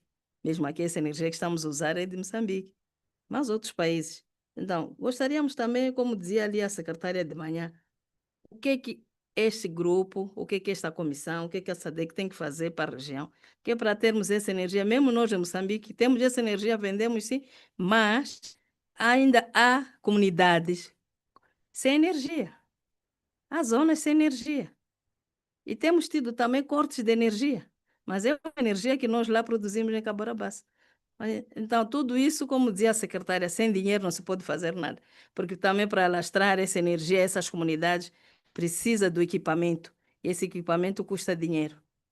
Então, para dizer que a SADC tem que ajudar a região, Moçambique que tem energia, como fazer, de onde trazer o dinheiro, que é para também dar aos vizinhos essa energia. E nós temos muito para dar certo. Mas é problema quando é aquilo que se diz, não se pode fazer omelete sem ovos. Isso é para dizer o que não há dinheiro para poder expandir essa energia no próprio Moçambique, que é vasto, com 11 províncias, comunidades que até hoje não conhecem energia, mas por causa de dinheiro, a SADC tem que ajudar. E como dizia ali a secretária de manhã, este fórum tem que criar uma comissão, sei lá, de fiscalização, ou que inteirar-se com esses países, especialmente Moçambique, para ver como é que se pode fazer para expandir essa energia. Porque sem energia não há vida. E nós temos muito para dar certo. Como dizia aqui o colega, temos recursos nos nossos países. E como fazer? Então, aqui a SADC tem que ajudar. Este fórum tem que... Eu sou nova no fórum e quando eu vinha para aqui, eu dizia, mas o que se trata no fórum? O que o fórum faz? O que o fórum recomenda aos nossos parlamentos?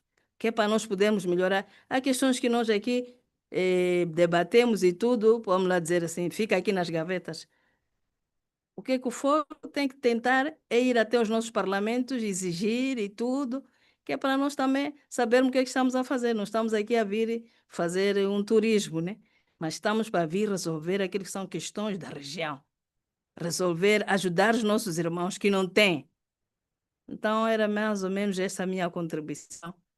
E há uma questão ali que a senhora secretária disse, o que é que nós precisamos para avançar, nós como SADC? Nós estamos a ver os outros países aí já avançaram. Nós, o que é que temos que fazer? Quem pode nos ajudar para sairmos desta nossa pobreza enquanto temos recursos? E muito obrigada.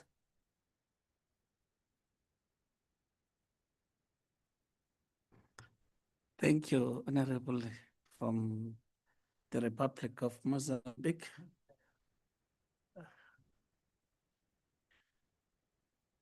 That was quite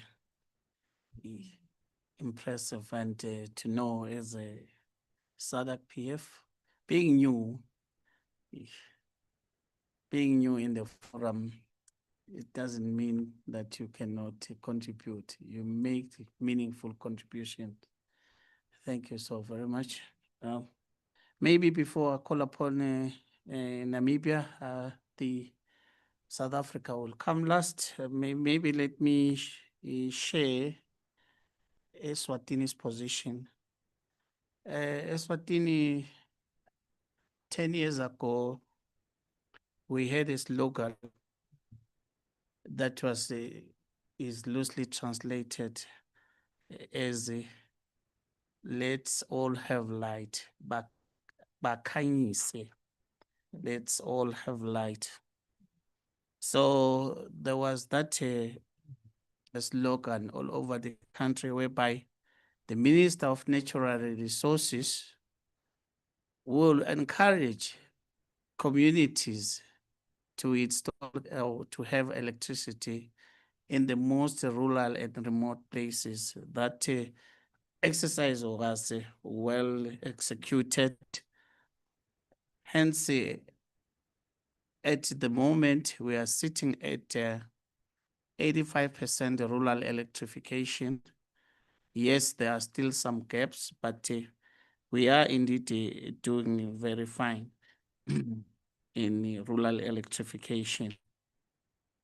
There are challenges, though, challenges that includes a issue of the electricity that we don't, energy, we don't source it locally. We get it from South Africa. Swaziland is almost a landlocked country surrounded by Mozambique and South Africa. So we source it. So there is that public outcry that it is too expensive. The units are expensive, but basically the country on energy, we are on the right track. Yes, in Eswatini, there is a project. We in Parliament we've been there is a loan bill that seek to do partnership, private partnership with Mozambique to maybe produce electricity from Mozambique, then bring it to Eswatini. I hope that project will be a success. It's a new thing. We are venturing into solar electricity. That is what they are promoting as a country, that due to the emissions from thermal, we need to diversify to probably hydro and the solar. What is worrying me as Madam SG was probably projecting a presentation. It's the issue of the Ministers' Committee. They sign protocols and they sign protocols which in practice their parliaments it's never tabled in their parliaments. Very little is known maybe in their parliaments. It's my first time to hear of the Ministers' Committee for Energy in this forum. So as members of parliament, I think it is upon our shoulders to go back and probably make a follow-up on such issues in terms of implementation. Otherwise, Eswatini is doing well on energy. Yes, there are challenges, as I've alluded. May I give the floor to the honorable member from Namibia, maybe to share with us how they do it in the Kapora Basa Dam and all those dams that are up there. Over to you, Honorable. Thank you very much. Yeah, we have a similar challenge across SADC, especially when there is a change of power, which creates a problem that one will have to come with his own legacy. Namibia is one of the country that is so contrast that if you are there at the other end, you are in a desert, you are at the ocean, you can also find swamps and rivers. So, which means we have abundant resources in terms of the sun and also the dry desert.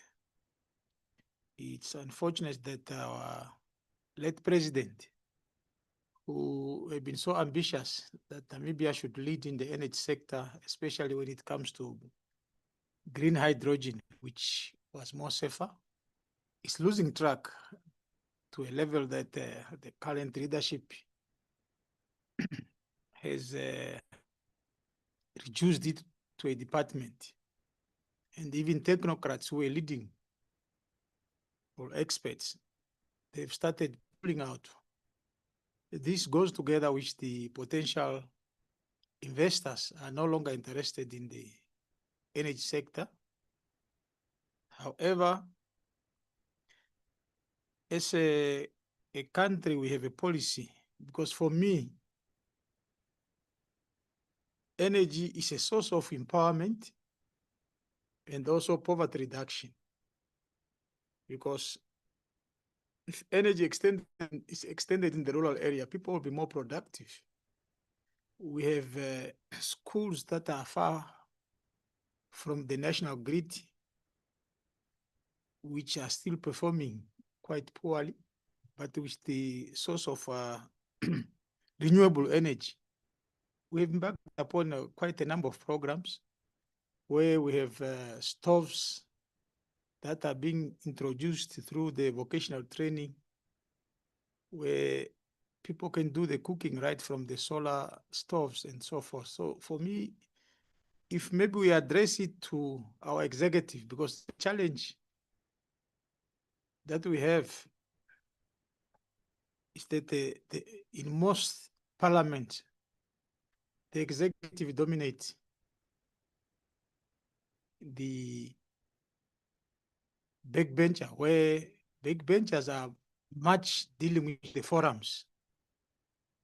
Maybe we need to interrogate somehow there. That's how do we collaborate at home and also as the representative of our nations or of our countries at this sector, so that at least we have solid effort, especially when it comes to parliamentary oversight, which is quite important because we deal with the availing of resources, which is quite key in this regard. And once there are a lot of gaps, the private sector comes and hijack, and all of a sudden, our policies are put aside, and then capitalists take the presidency. And it will leave us at this stage as SADC and as Africa as a continent. So maybe we need to tag some deadlines in most of the key sectors so that if we agree on the issue of energy, like now we have taken out of the three priorities, energy, let's focus on it so that we deal with it in terms of parliamentary oversight and also discussion with people holding resources.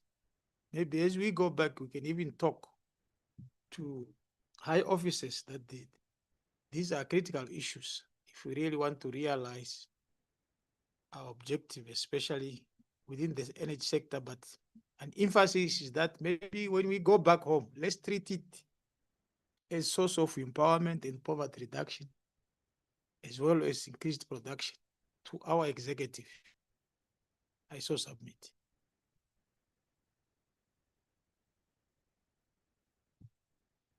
Thank you, Honorable Member. Thank you so very much for your contributions. And now I'll give the floor to the Republic of South Africa. Mandy. Thank you very much, Chair.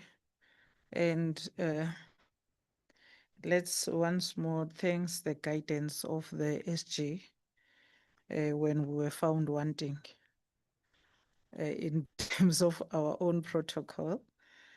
And I just want to register, Chair and SG, that as much as we can deal with the energy protocol, I think we must also find a way of dealing with the food and food security and agriculture. I think there is just policies available. However, we'll leave it to you how we schedule such meetings to uplift that particular conversation as well. Coming to the energy, SG, thank you. And you mentioned something that is very problematic with energy before I come to what South Africa has done so far. There is this problematic connotation that is damaging and ravaging our energy sector in Africa, that we are contributing to the climate change and the emissions as African continent. And in the African continent, the main, we depend on coal in terms of our energy, in particular SADC. In such a way that, in line with what Chair was saying, the signing of the protocols that are very much hidden and never been exposed to even parliamentarians, because there are different committees and kind of administrative committees that deal with protocols. But when they write reports, they take it very high level. And the report, when it comes to the House, it comes with a very high level summary. And when you dig deeper, you find that the entire country is gone. But when the entire country is gone and the protocol has been signed, there's very little to do.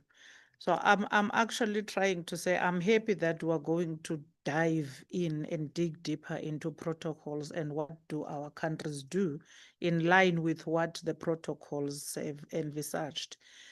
And as such, I went in SG to check what is the available data in terms of the energy protocol.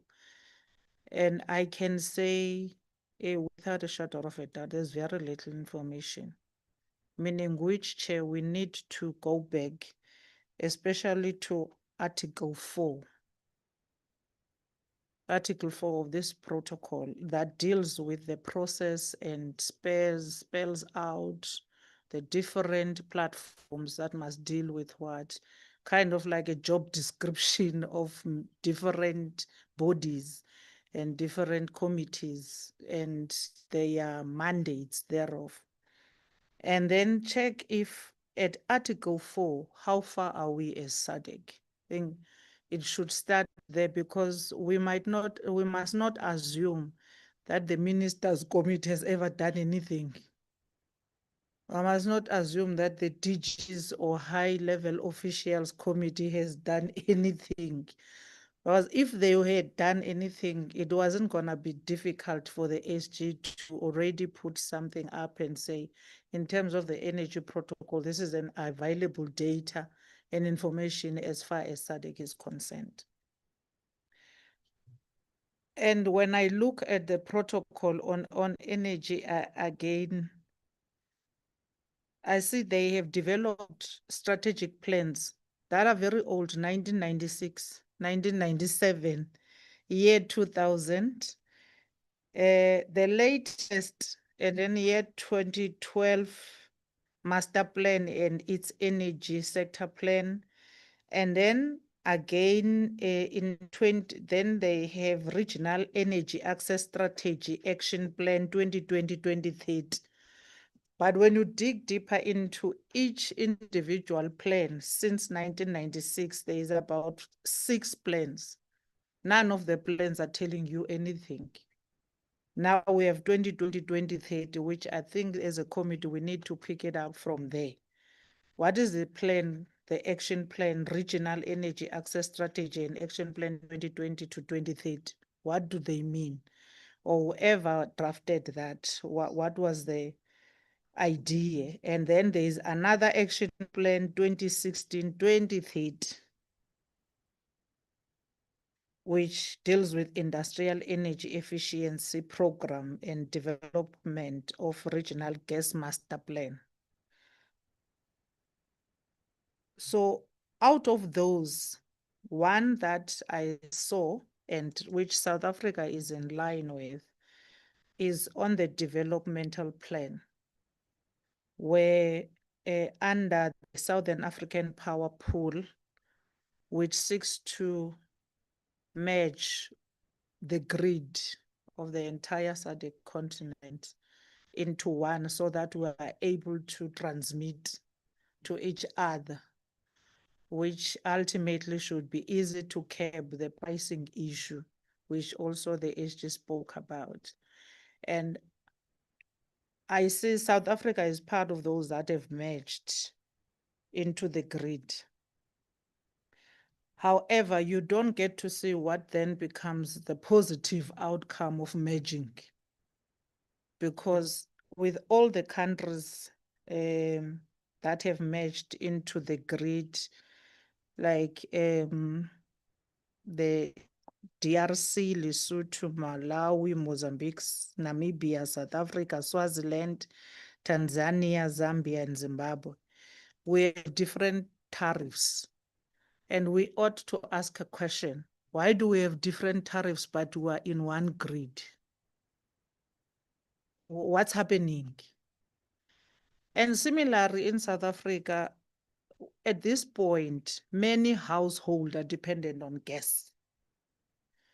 They are no longer cooking with electricity. Electricity is extremely expensive. So there is also laws in South Africa that allow Eskom as our power producer, as well as municipalities, to both transmit. But the electricity from municipalities, I think 90% of them, they don't produce their own except for the Western Cape, Cape Town, that they have independent power producers that are plugged into the system. But that's another narrative and assessment that must be done on its own, because the Western Cape, if we know, is a center where the colonial system and apartheid was being cooked.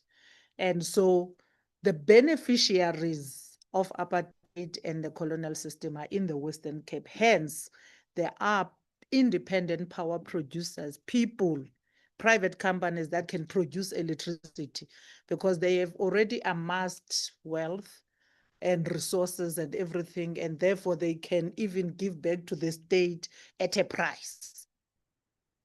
So that's actually the image of why Western Cape their municipalities can produce, but the other provinces buy from Eskom, then they sell to the people. And then when they buy from Eskom to sell to the people, they must feature in profit. So the municipalities are using energy, especially electricity, as a source of revenue income. The revenue generation of those municipalities is electricity. So once they feature in the profit, then the tariff for the municipality serviced areas becomes much higher. So in South Africa, as things stand, energy in its totality, biogas, biofuels, everything, it's something that in the very near future, very few people will afford it. If you go to the rurals, many of the people have resorted back to wood, which is another risk of its own because the forests are being cut down. And then the electricity is not affordable. Gas is also not going to be affordable very soon. So many people like Eswatini, they know we source things from South Africa, and then you go to the neighboring Lesotho and others. Sorry. And you think South Africa is better off. It is not better off. It's sinking. And this energy protocol, it ought to assist us somehow. Again, then the political will, and in line with what my colleague from Namibia said, that each and every government that comes in with a new plan, its own way of amassing its own wealth to their own partners and everyone, it becomes problematic. The second thing that South Africa has done, it is in the grid, but we do not know for sure what is the impact of being in the grid. What is the benefit of being in the grid? And I think my other colleagues in Zimbabwe, Namibia, and everyone else do not know. What do we get? We are all in one grid. But which grid is this? What does it supply? What are we benefiting? On paper, we're on the same grid, which is supposed to elevate the pricing and lowering the tariffs and providing more electricity. Then the second one, South Africa, that it has done is the MOU on the Inga project, the Inga hydro power project, which I think is only Mauritius, which is not there. I think all of us are in the Inga project. Now there is a Lesotho Highland water project that also seeks to, as much as gonna provide water, it's in the hydropower space as well. But those projects are ongoing, there's future dates, future financing, and all of that.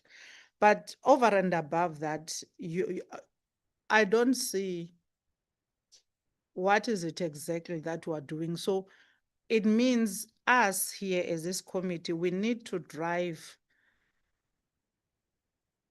that monitoring and evaluation aspect of checking exactly what do you mean you are in the same grid? What is this grid doing? Even if we have to assemble a team of professionals that can collect data, and even if we then have the similar thing like the dashboard that was done yesterday, you can get that team to put on the dashboard all these elements. What's the tariff for country A? What's the source of electricity? What is the biogas, a biofuel, and all sources of energy? Then there's petroleum space as well, where oil and gas in the south is transported from the north. And check if any of us do have oil. In South Africa, at some point before our last elections, not even 2024, 2019 elections, there was petroleum oil that was found in the Western Cape, right in the shores. But because of political reasons, then that became another power struggle and all of that. But to date, we do not know for sure if that petroleum that's there can be utilized, can be explored, and can assist us. It's something that we need to know. Hence, maybe if we put together a team of experts or a few professionals that are in the energy space to put together our data and put it in a dashboard for all of us to fit in as to, so far there is a protocol. What is it that we have done? But what is the benefit of that which we have complied with and implemented as different countries? One last thing that is very scary in the document I found under this information is that in the key challenges that only 32% of rural areas in our region have access to electricity. And that's very scary. 32%. I know in South Africa, electricity access is 96% of everyone. But we can't have that joy and enjoy it if the region has less than 40% access. Yet there's a grid that we all enjoy and we all want to join. So this energy conversation is quite big, and it requires us to really pay attention to different aspects of it.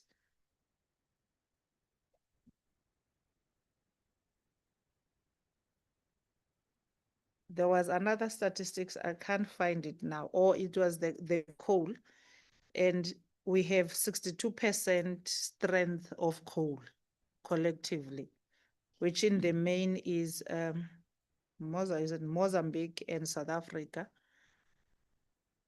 And the reserves are too big. They can feed all of us.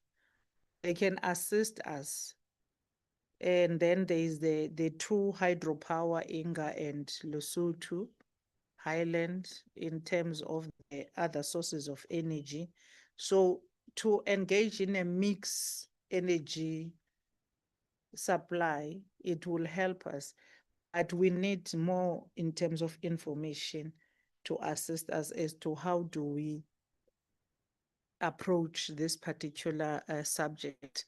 But yeah, that's it from our side. We just implemented two, but the two still has question as to how far does it benefit the people of South Africa. But I'm scared, how far does it benefit the SADC community if SADC has less than 40% access of electricity at this point? Thank you, Chair. Thank you. Thank you, honorable members, for your meaningful contributions. Yeah, you touch upon the issue of coal, which is 62% strength. The challenge there, I once attended a caucus in Mozambique, was sent by the SADC. In that caucus, there was a question which was raised. What about our discovery, the new discovery of our mineral resources? What are we going to do? Because now we have a challenge of this climate change in terms of emission. We were left with no answer. What are we going to do? Because poverty is right in our footsteps in each and every member state. Unemployment is a problem. It's a thorn in one's flesh. So we're left with no answer. Madam SG, maybe you.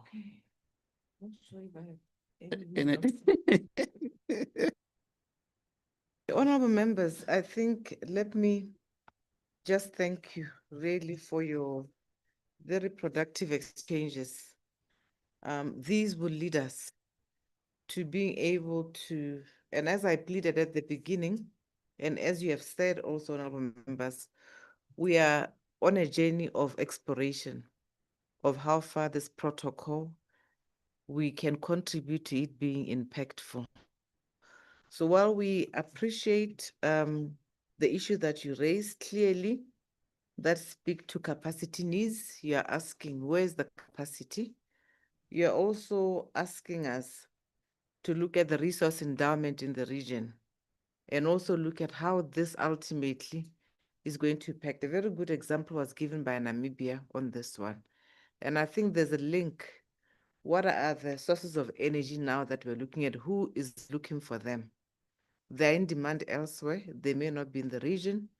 Sometimes they say, like they used to say, diamonds are a curse. Maybe the new sources of energy are going to be a curse now. Because when you look at research in Chile, elsewhere, they are looking for those alternative sources of energy for their use. So what I would like to bring us back to is the whole issue of cost effectiveness, looking at the demand and supply as well in this particular area. Of course, I agree completely. The issue of food is linked because energy and food are inseparable.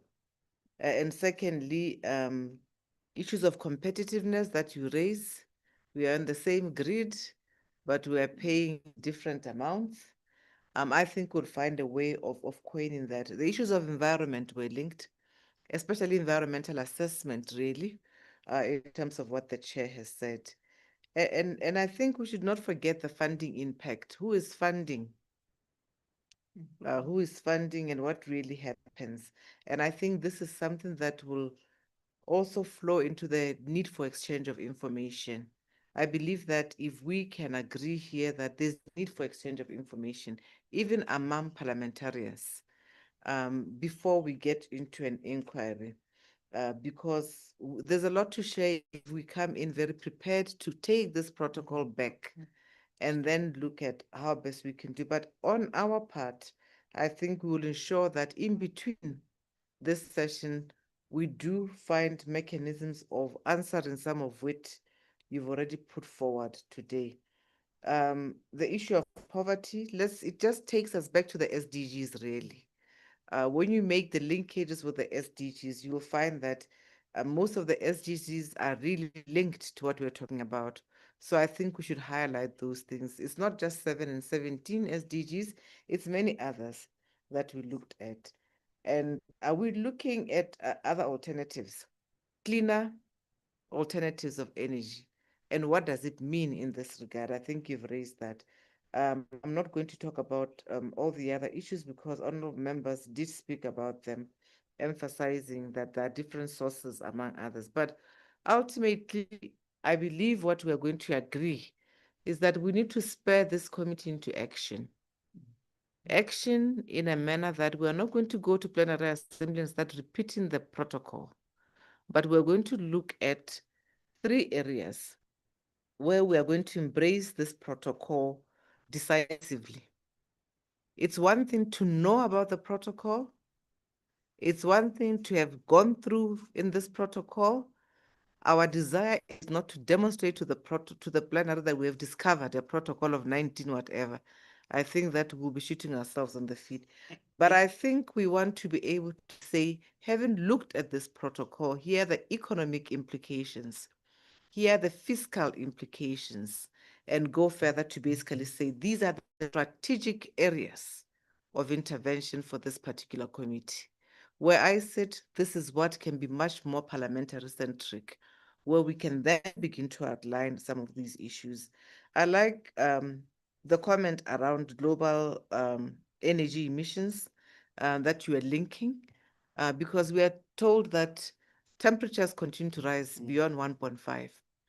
And then we're given that these are the other processes where they talk about the slow evolution. Sometimes they talk about the continued momentum. But at each level, you find that all of those, the emission is beyond 2.7, 2.3. It's only the sustainable transformation where they say we can be at 1.9. So let us, as this committee, follow the pathway of the trajectory of the discussions and the elements that we're picking out in this particular protocol. What we will do as committee secretaries is to link your concerns to a broader preamble of why we are following through on this protocol. And we're going to be very simplistic in terms of the resolution, where we're going to look at the citizens. We will obviously restate the Paris Agreement and others that have come to augment. They came later, 2015, when the SADC protocol was already there. But when you listen to members, they're always talking about Paris, this, and that. They will never go. Even the Charter in the European Union came after SADC came up with a protocol. But I think it's something that will show. And also, we had a discussion, the symposium that was held in Angola, which led us to go and see the things. I think we'll go back and restate that the plenary assembly have discussed those issues, and we'll link some of these to affordability, energy systems. And we also learned in Angola how much it costs, and that was also supported by external players. So we need to look, that's why I'm bringing the fiscus in this particular. So honorable members, I think for us, in line with the SADC and Energy Protocol, I agree there's common ground. All the comments that have been put before us, I think there's agreement that there's need for us to make sure that member states indeed collaborate. If they collaborate, let's start collaborating at the parliamentary level in order for us to be strategic enough to follow through.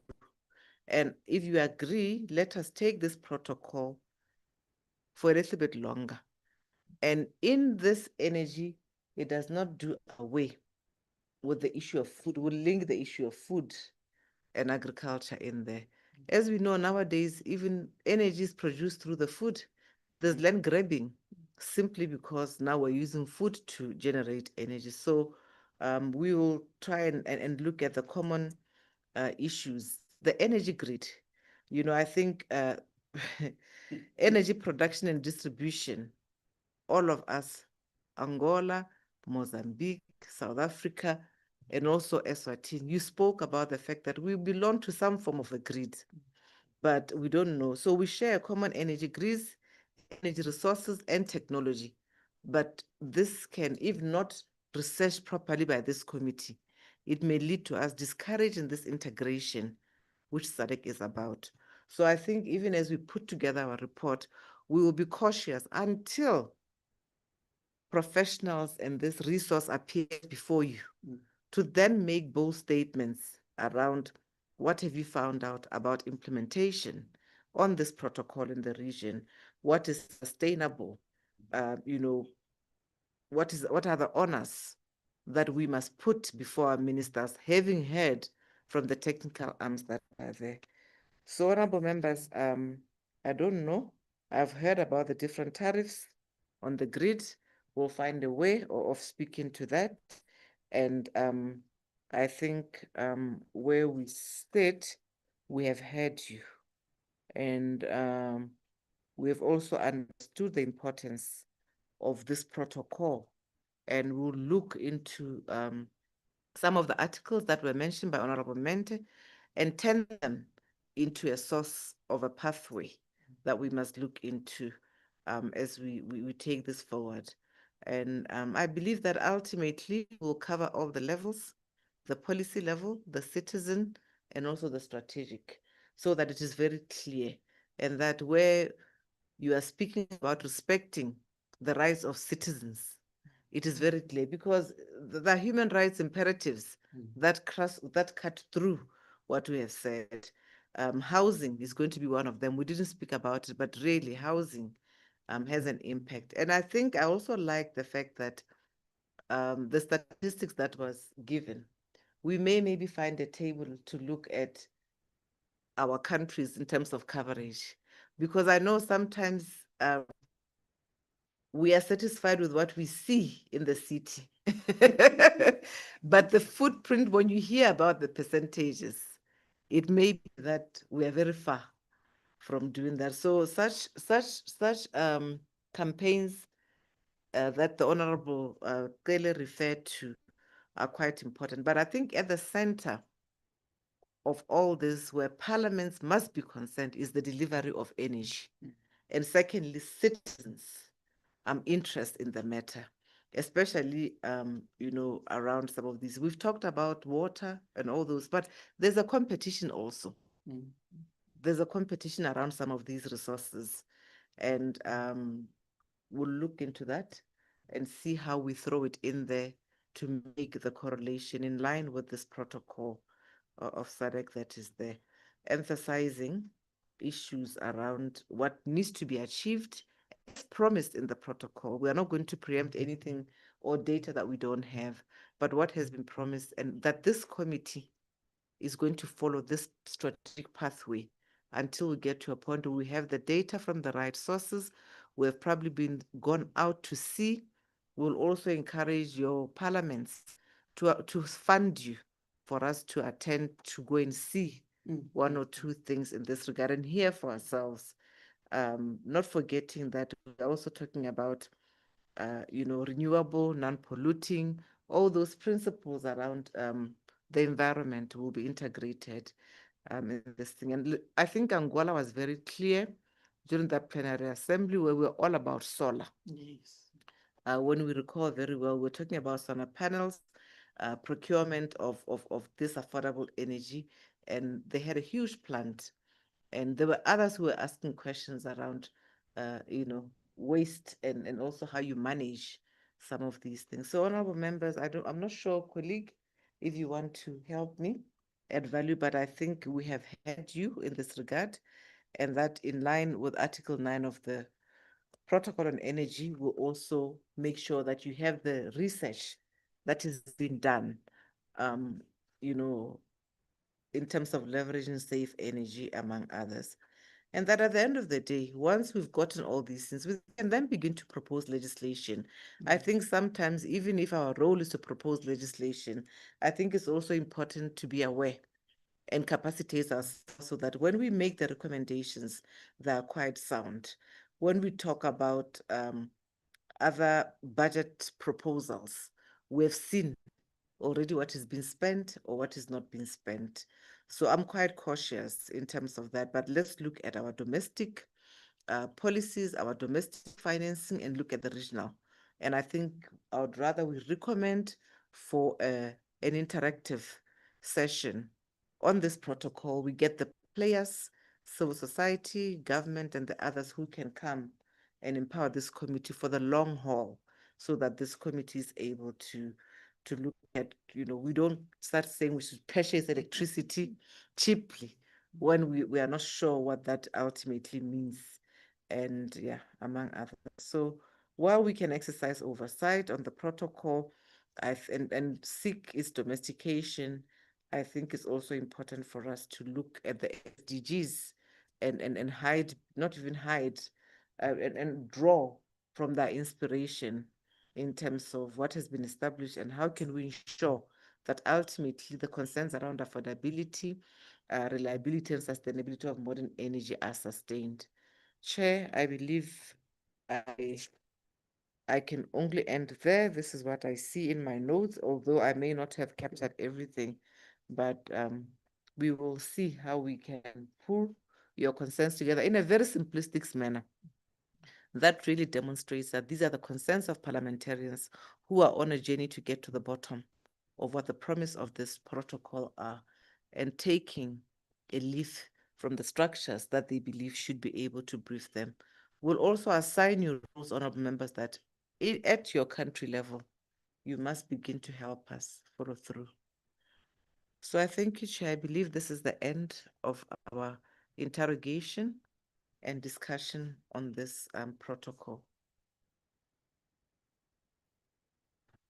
Thank you, Madam SG, for your clear. You've made it clear.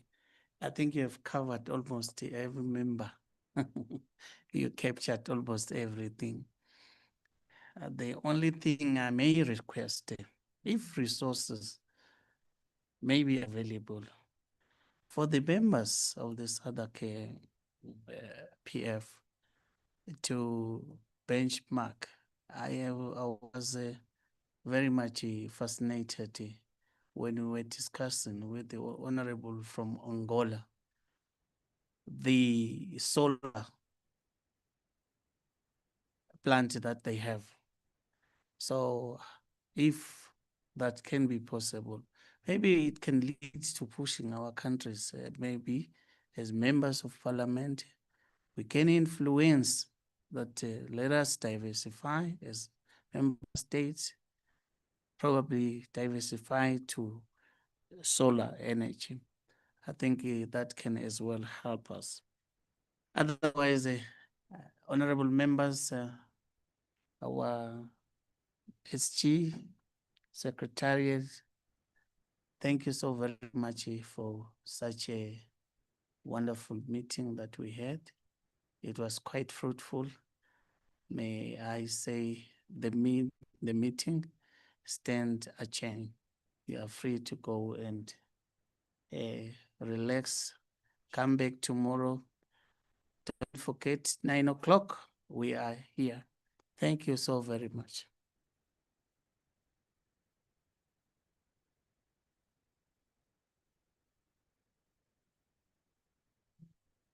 Thank you, Chair. At some point, I think 2 years ago, the SG will know. We were told at the US by Biden that we must stop the coal. We are contributing too much into emissions.